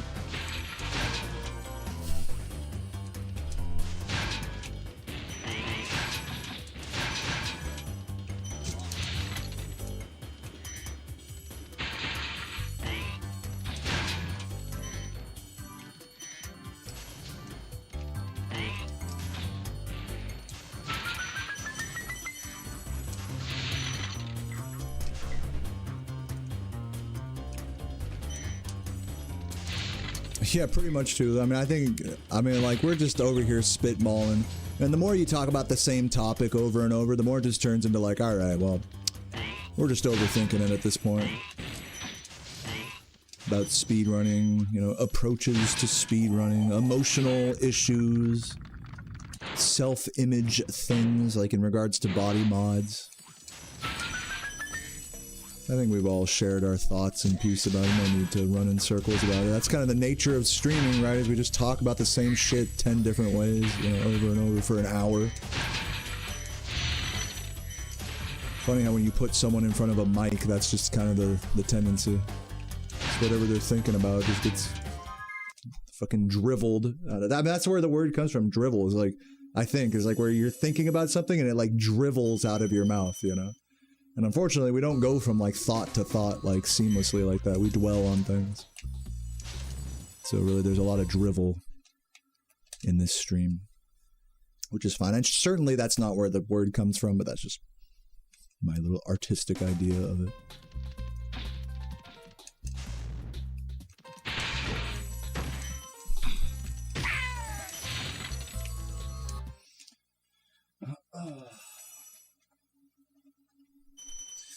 But yeah, I'm slowly, you know, sedating myself into this game once again. Getting a little hot in here, but like I guess I could do another run after this. We'll see how I'm feeling. I'm not gonna make that call yet. We'll wait till the end of the run. Take a little break and then see how I'm feeling. I haven't done like more than one run in a day in a while. But you know, today I may not break that pattern. I'm definitely not winning the hardest grinder award. Oh god. That's okay. What's up, Lunar? You gonna talk about food yet? Yeah, tonight I'm gonna be doing like this pre-marinated barbecue chicken that I got from Kroger. I had some of it the other night. It was good when I like pulled it apart and like made a sauce out of it in the pan. So I might do that again.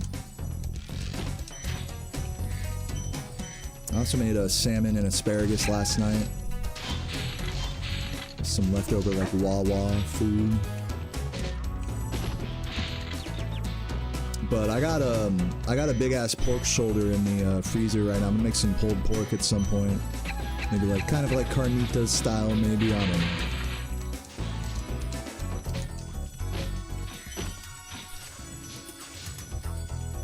Maybe just slow cooked in the oven.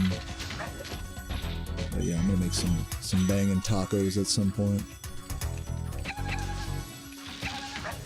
And I got like a bajillion avocados in my fridge as well, so gotta make some guac.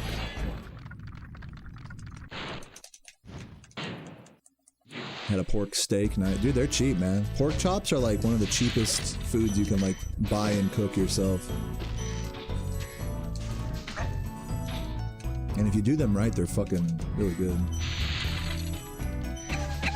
I'm not really good at making pork chops, like full disclosure. Like, yeah, sure, I can cook them up to temp, but I don't have like, I see some pork chop recipes online and they like get the perfect like, they get like the perfect, what is it, like rendering of the fat and stuff without overcooking it. Get a beautiful glaze going on that bitch, like some kind of sauce happening.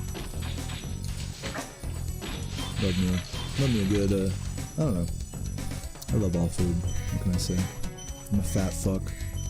I'm a true American. I always kind of bemuse about this. It's funny that Americans, like, you know, to foreigners, Americans are like, you know, oh, fat, you know, McDonald's, hamburger, and all this. But I think really being like a fat American, I think it truly means like being a pretty multi-ethnicity, like, pilled eater. Because, I mean, there's so many fucking different places to eat in this country. Sure, some of them are more authentic or less authentic. But, like, if you're really a fat fuck in America, you're, like, eating from a different part of the world, really. Like, every other day of the week, pretty much. Including whatever bullshit you cook at home. So it's just funny that we have this, like, stigma of, like, of Americanized foods, you know? When really, I think a true fat American like dips their toe in like everything, at the cost of, you know, being able to keep a savings account. Oh no, rip.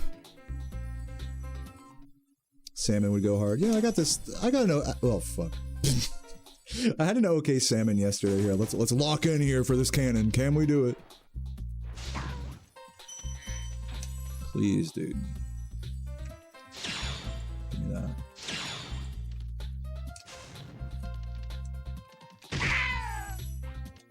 What's up, TK? To slobber or run at the nose. That's what drivel means. I was actually pretty correct about that. just taking the definition a step further to be like the slop from your brain, like your thought slop is like driveling or dribbling like through your, you know, mouth. Like, I think that also pretty accurately summarizes the word drivel, especially when we're talking about a whole lot of nothing like right now. No, it's not possible to hit them both at the same time. The cannon has to lock onto them in order to hit them. So that's why I had to take a death abuse before, is because the cannon was locked on to a fodder behind the wall. So it literally, no matter which direction I pointed it, it couldn't lock on to the other guy because it was locked onto something else. And no, there's no way to multi-hit enemies by unlocking on to them or whatever. The camera has to be locked on. The cannon has to be locked onto them.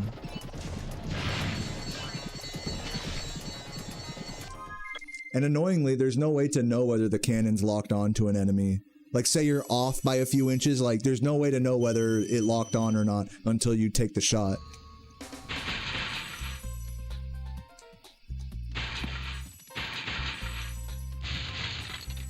Drooling. Yeah, no, I was talking about the word drivel.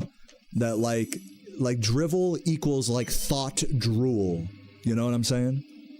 Like, the word describes the action, you know, from your thoughts to your mouth. I don't know. I thought it was deep. I don't know.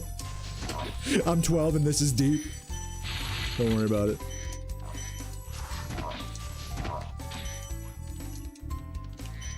No, that sound was the lawnmower outside. You thought it was the PS2? Yeah, no, there's a lawn. My bad, guys. That was the lawnmower outside. Dude, if my PS2 sounded like a fucking, like, engine, that'd be crazy. Guys, I swear I'm not playing on modified hardware right now. Yeah, this puppy's kicking into overdrive right now.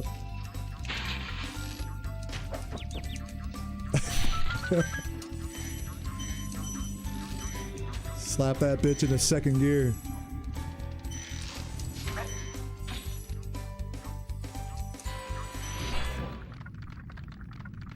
Yeah, happy Monday to you, Caleb, and welcome, Light Nick.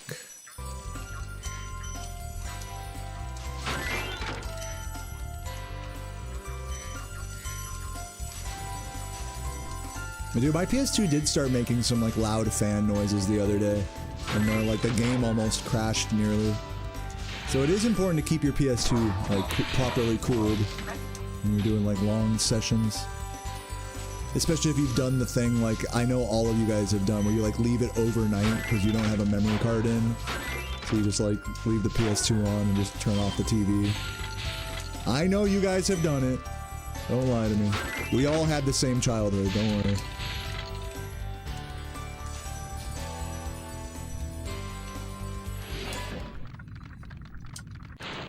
Yeah, we're doing good, Ryan. We are definitely doing good. This run is going horrible, but I'm getting my feet wet in this category again. Feeling good. Getting out of my 2-day break with a good attitude. Sometimes it's the attitude that matters, not the actual gameplay. But in this case, that gameplay was pretty good. At least for that little bit.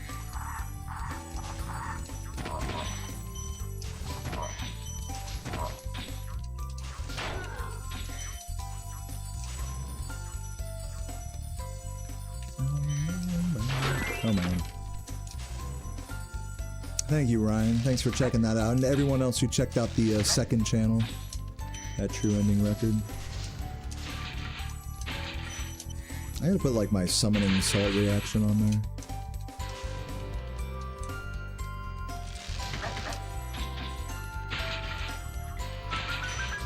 Yeah, I'm a little late, but...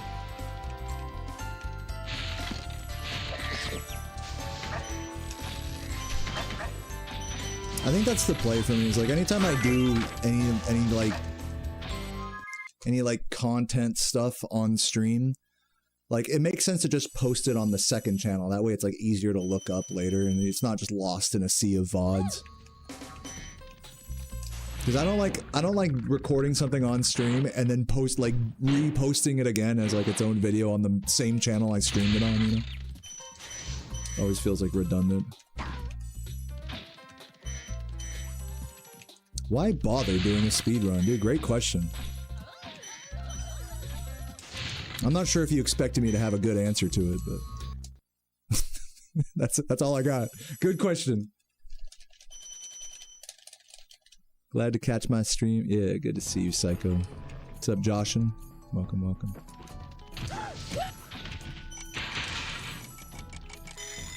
Now, if anyone's like genuinely curious, like why bother doing a run if you know it's not going to be good, like feel free to. You guys want me to like rant about that for a moment? Let me know in the chat. I'm happy to. I figured the question was not too serious.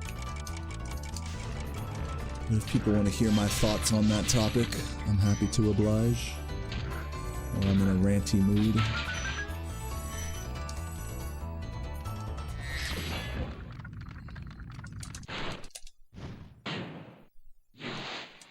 Yeah, I did make a summoning salt react. That's what I'm saying. Like, I need to hard post it on my second channel. It's buried in my stream VODs. So that's what I was saying earlier.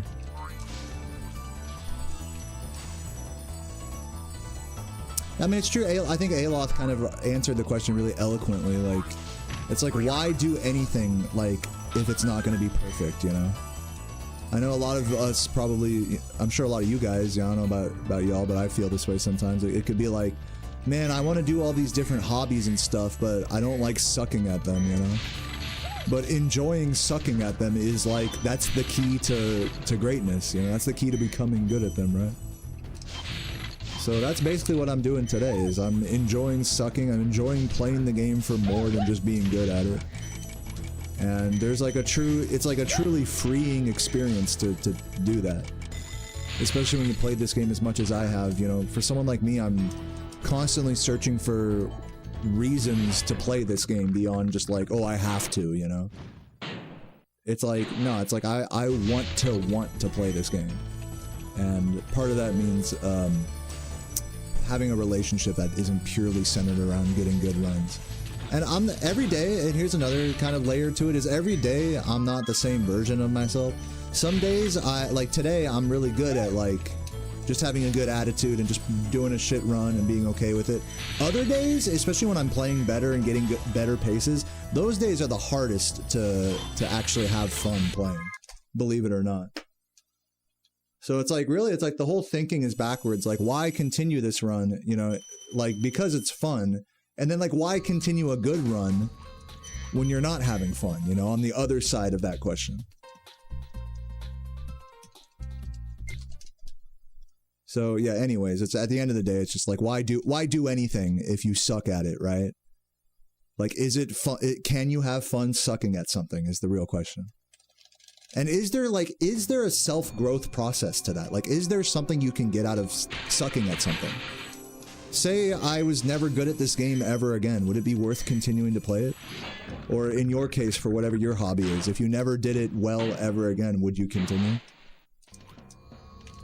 Like, what can you glean from that experience of like never being good at something ever again? I think there's a lot to glean. There's a lot of like emotional growth that happens in that experience. But it's tough. It's easy to say like, oh, just have fun and don't worry about the time in speedrunning. It's hard to actually do it. So here's me doing it.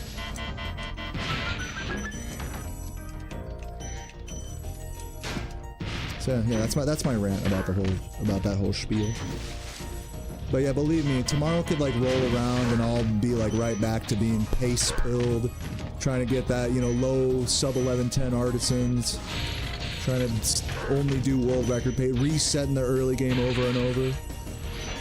And really that, as much as I want to sit here and shit on that, like it's, oh, that's not fun. But really that is fun in its own way. Like, just like how this is fun in its own way. Or not speedrunning this game at all and playing it casually is fun in its own way. All of these like ways to play the game are fun in their own way.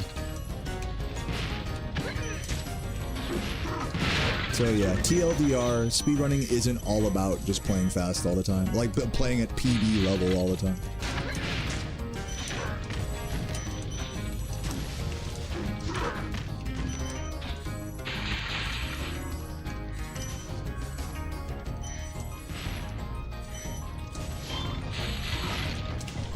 Dude, I've, you know, like, put fun aside. You know, I actually made a short kind of talking about this. Like, it shouldn't even always be that the goal is fun. Sometimes you just need to, like, say, like, I did that.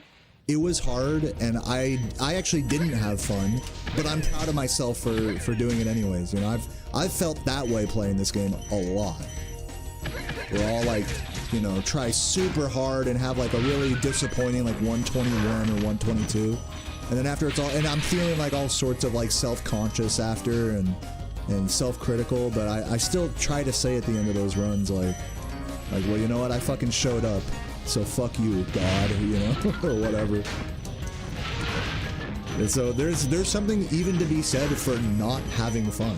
Also, it's not all about, oh, just have fun with it. Like that's like another layer to the discussion.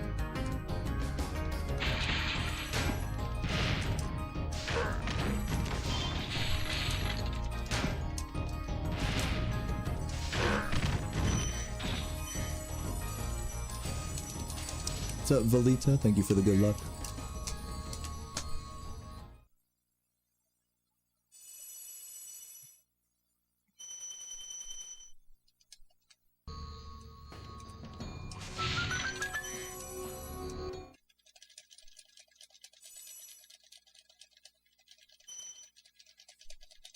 Yeah, Schizo, you're talking about the documentary about Hypno? Well, you gotta remember, that's like, you know, Ricky's, like, storytelling of Hypno's story, like, you know, don't take, like, a YouTube video about, you know, think of YouTube videos about speedrunners as snapshots in their life, you know?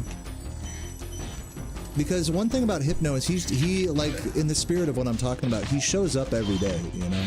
And he brings a great attitude every day as well, to CTR and whatever else he plays.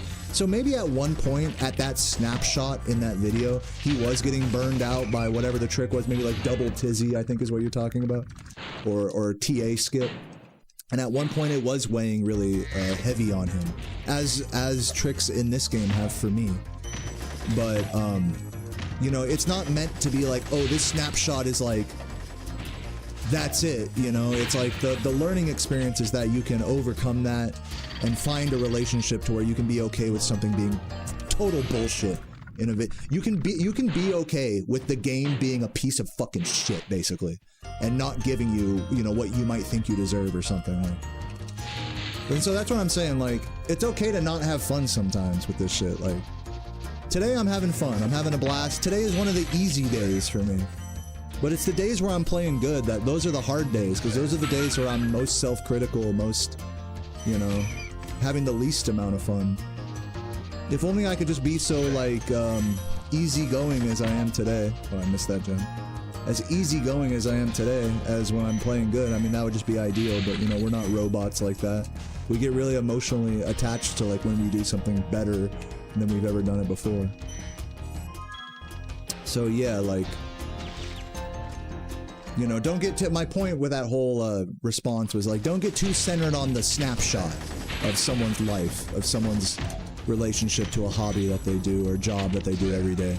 Because we're gonna have good moments and bad moments. Moments that weigh heavy on us, moments where we're washed up, feeling like the world is against us, the game is against us, God, the RNG gods are against us, and moments where it all clicks as well, in both like an emotional and in like a gaming sense.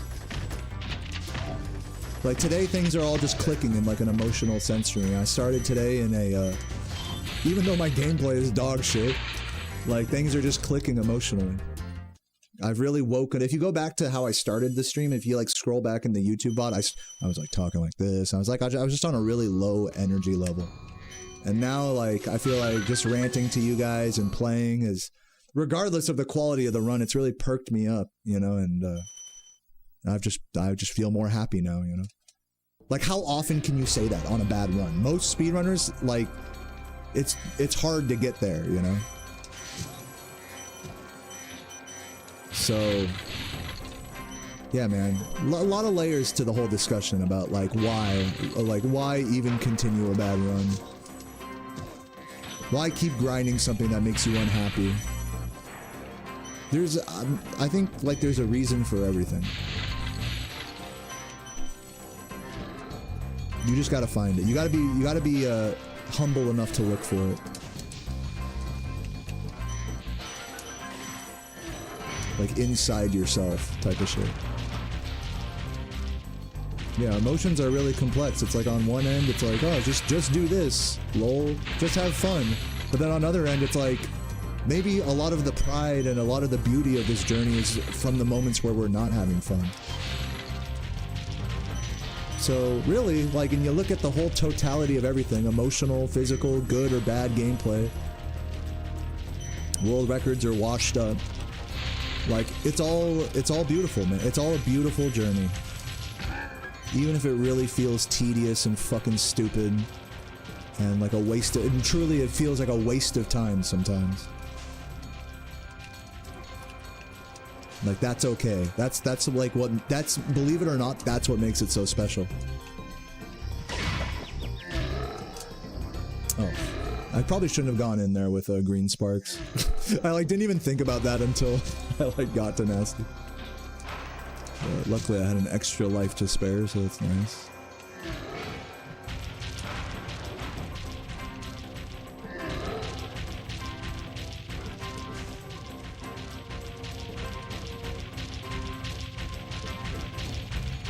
Welcome, Sticks. It's a pleasure to have you here. Hope you're doing well today. Happy Monday and happy 420.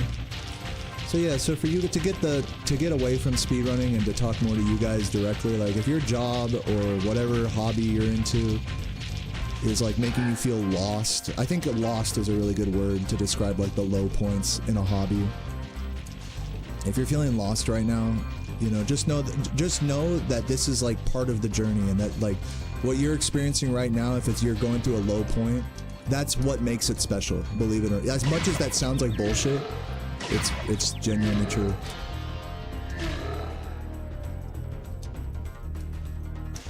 What seems like rock bottom is like truly a beautiful thing.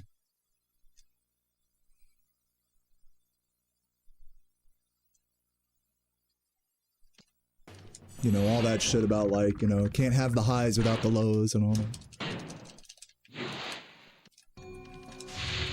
A rich person can't appreciate money like a poor man can. All that same drivel. You guys like that word of the day, drivel?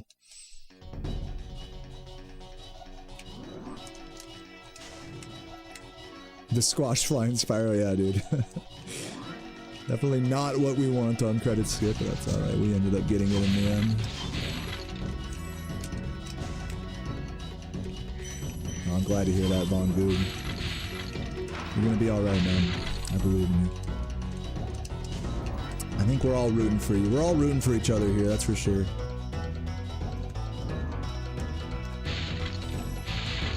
I know for me, it feels like usually the only person that's rooting against me is myself. That's usually the case. Everyone else wants the best for me. And I'm sure it's the same for all of you as well.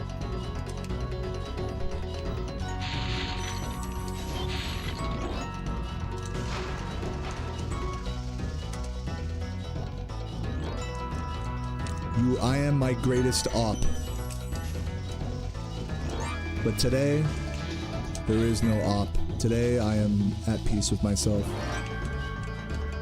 And knowing how rare that is in speedrunning, I'm thankful for it.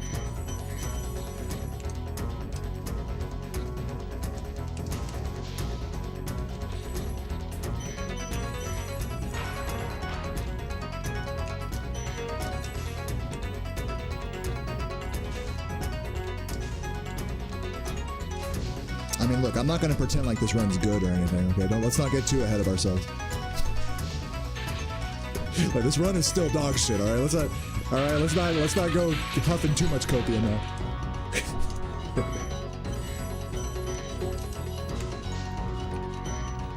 You don't need to sugarcoat it.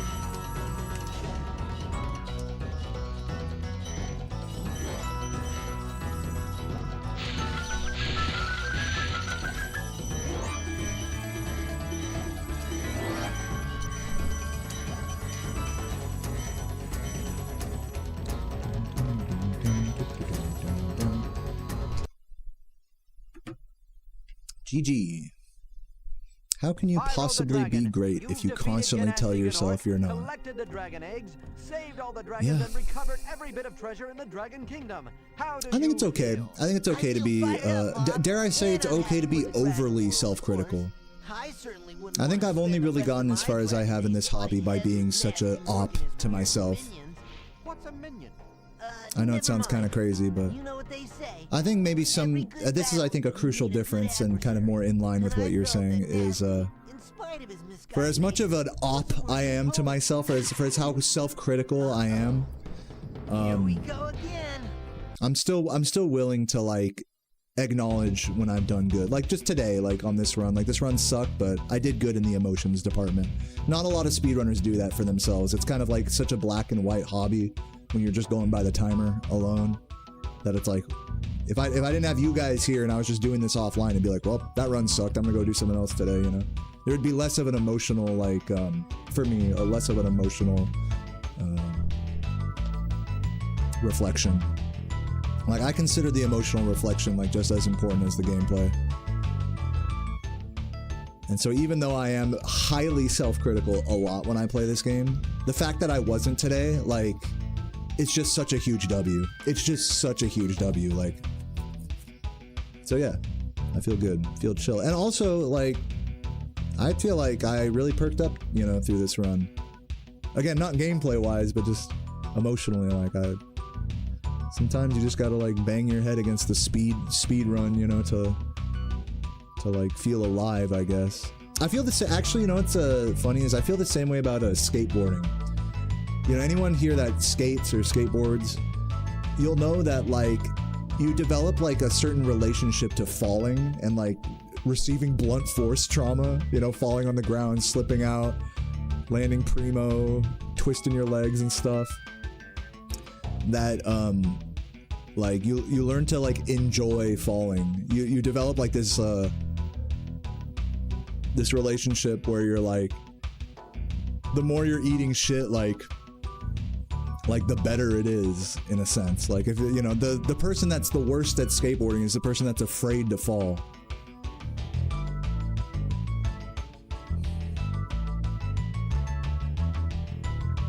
And so, in that spirit, it's like, when you get on a skateboard and you're mentally ready to, like, fall and eat shit, that whole, like, mental process makes you feel more alive than if you were to just sit in the safety of your home and do nothing, or even just go for a walk or whatever. It's like, I think something about our brains, our psychology, like, we want to be exposed to a controlled amount of danger.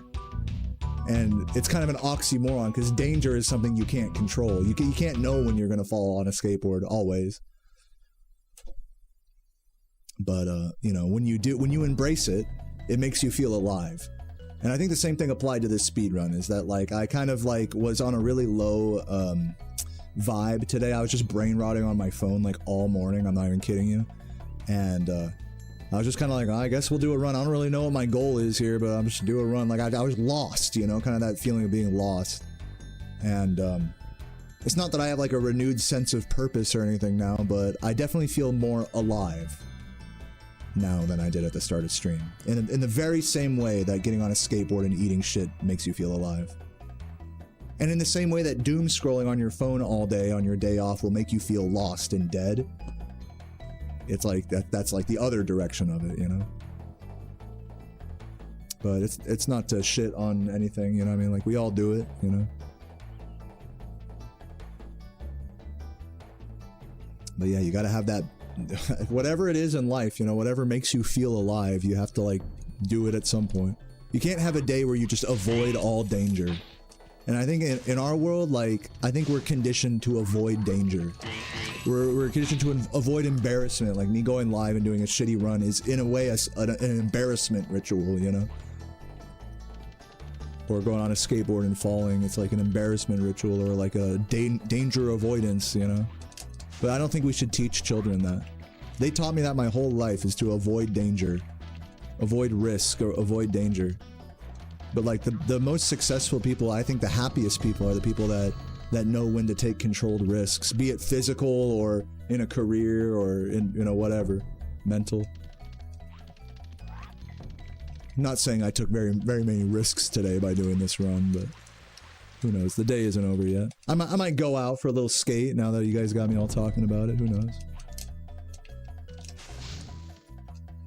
Yeah, dude. I mean, dude, basically YouTube Shorts is TikTok now, you know, or Instagram Reels. It's all the same shit. And like, it's so hard to get rid of it. You almost have to use like a third party, like YouTube Danced or something to get rid of it.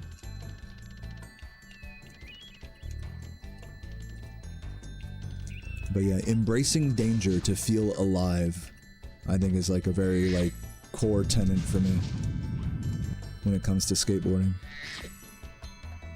Because I'm so docile and sedentary otherwise, it's like, it's easy to forget like what makes you like feel alive, I guess.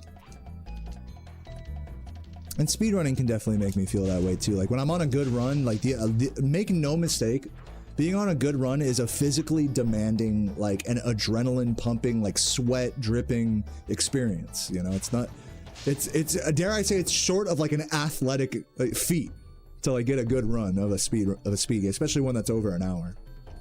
It's nothing short of like a challenge for your body, and almost like putting your body in danger, almost, you know, or at least that's how your body reacts, even though you're just fucking sitting there, you know.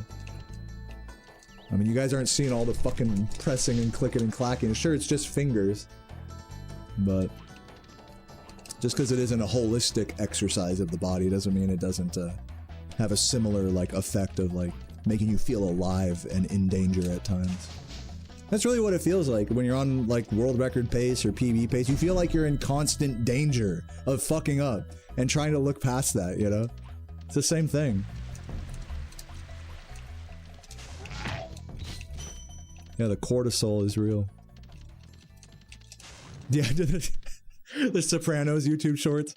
How much more betrayal can Paulie take?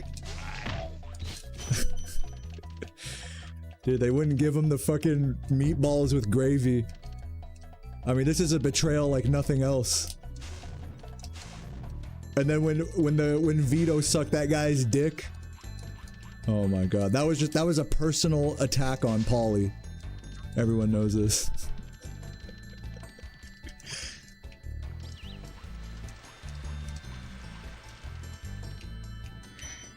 Yeah, this is by Insomniac. This is Insomniac's second game, I think. Their first game being an early FPS called Disruptor. Is that correct about that? Any Insomniac nerds in the chat?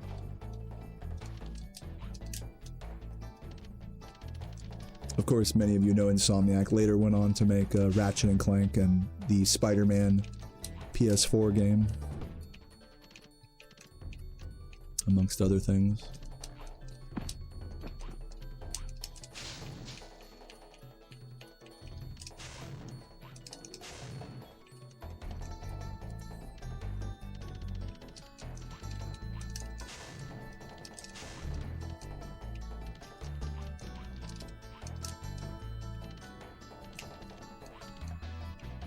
All right, guys. You know, I'm gonna call it. Well, you know what? I'm gonna take a little break. I'm gonna take a break. I'm gonna like just grab some water, maybe a quick snack, and then it's really beautiful outside, so I kind of want to go out. Especially all this talk about skateboarding and stuff. I kind of just want to go outside. I'm just gonna raid someone. I know it was a very short stream, but I'm just gonna raid someone and go outside. I have not gone outside all day today. I gotta go to the store and pick up shit for me and Sarah. We're all out of coffee, by the way, so that's a big problem. So let's go raid someone. GG's today. Chill, no reset. Let's raid Norkson.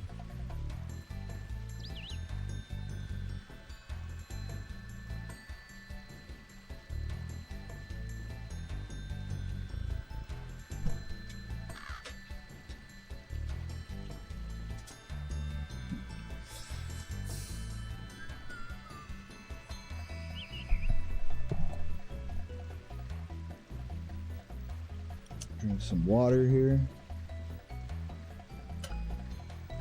Yeah, I think I'll go to the store, get some coffee, some milk.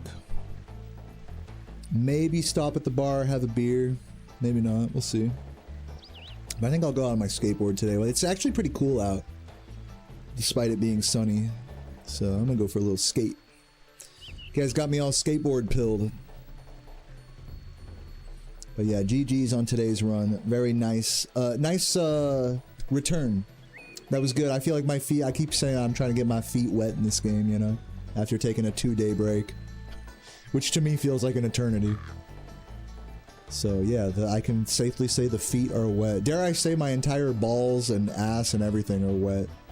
So hopefully we have some wet runs tomorrow and we'll see what happens. Definitely longer stream tomorrow, I think. But either way, I'll catch you guys then. Have a beautiful evening and happy 420. Cheers, everybody.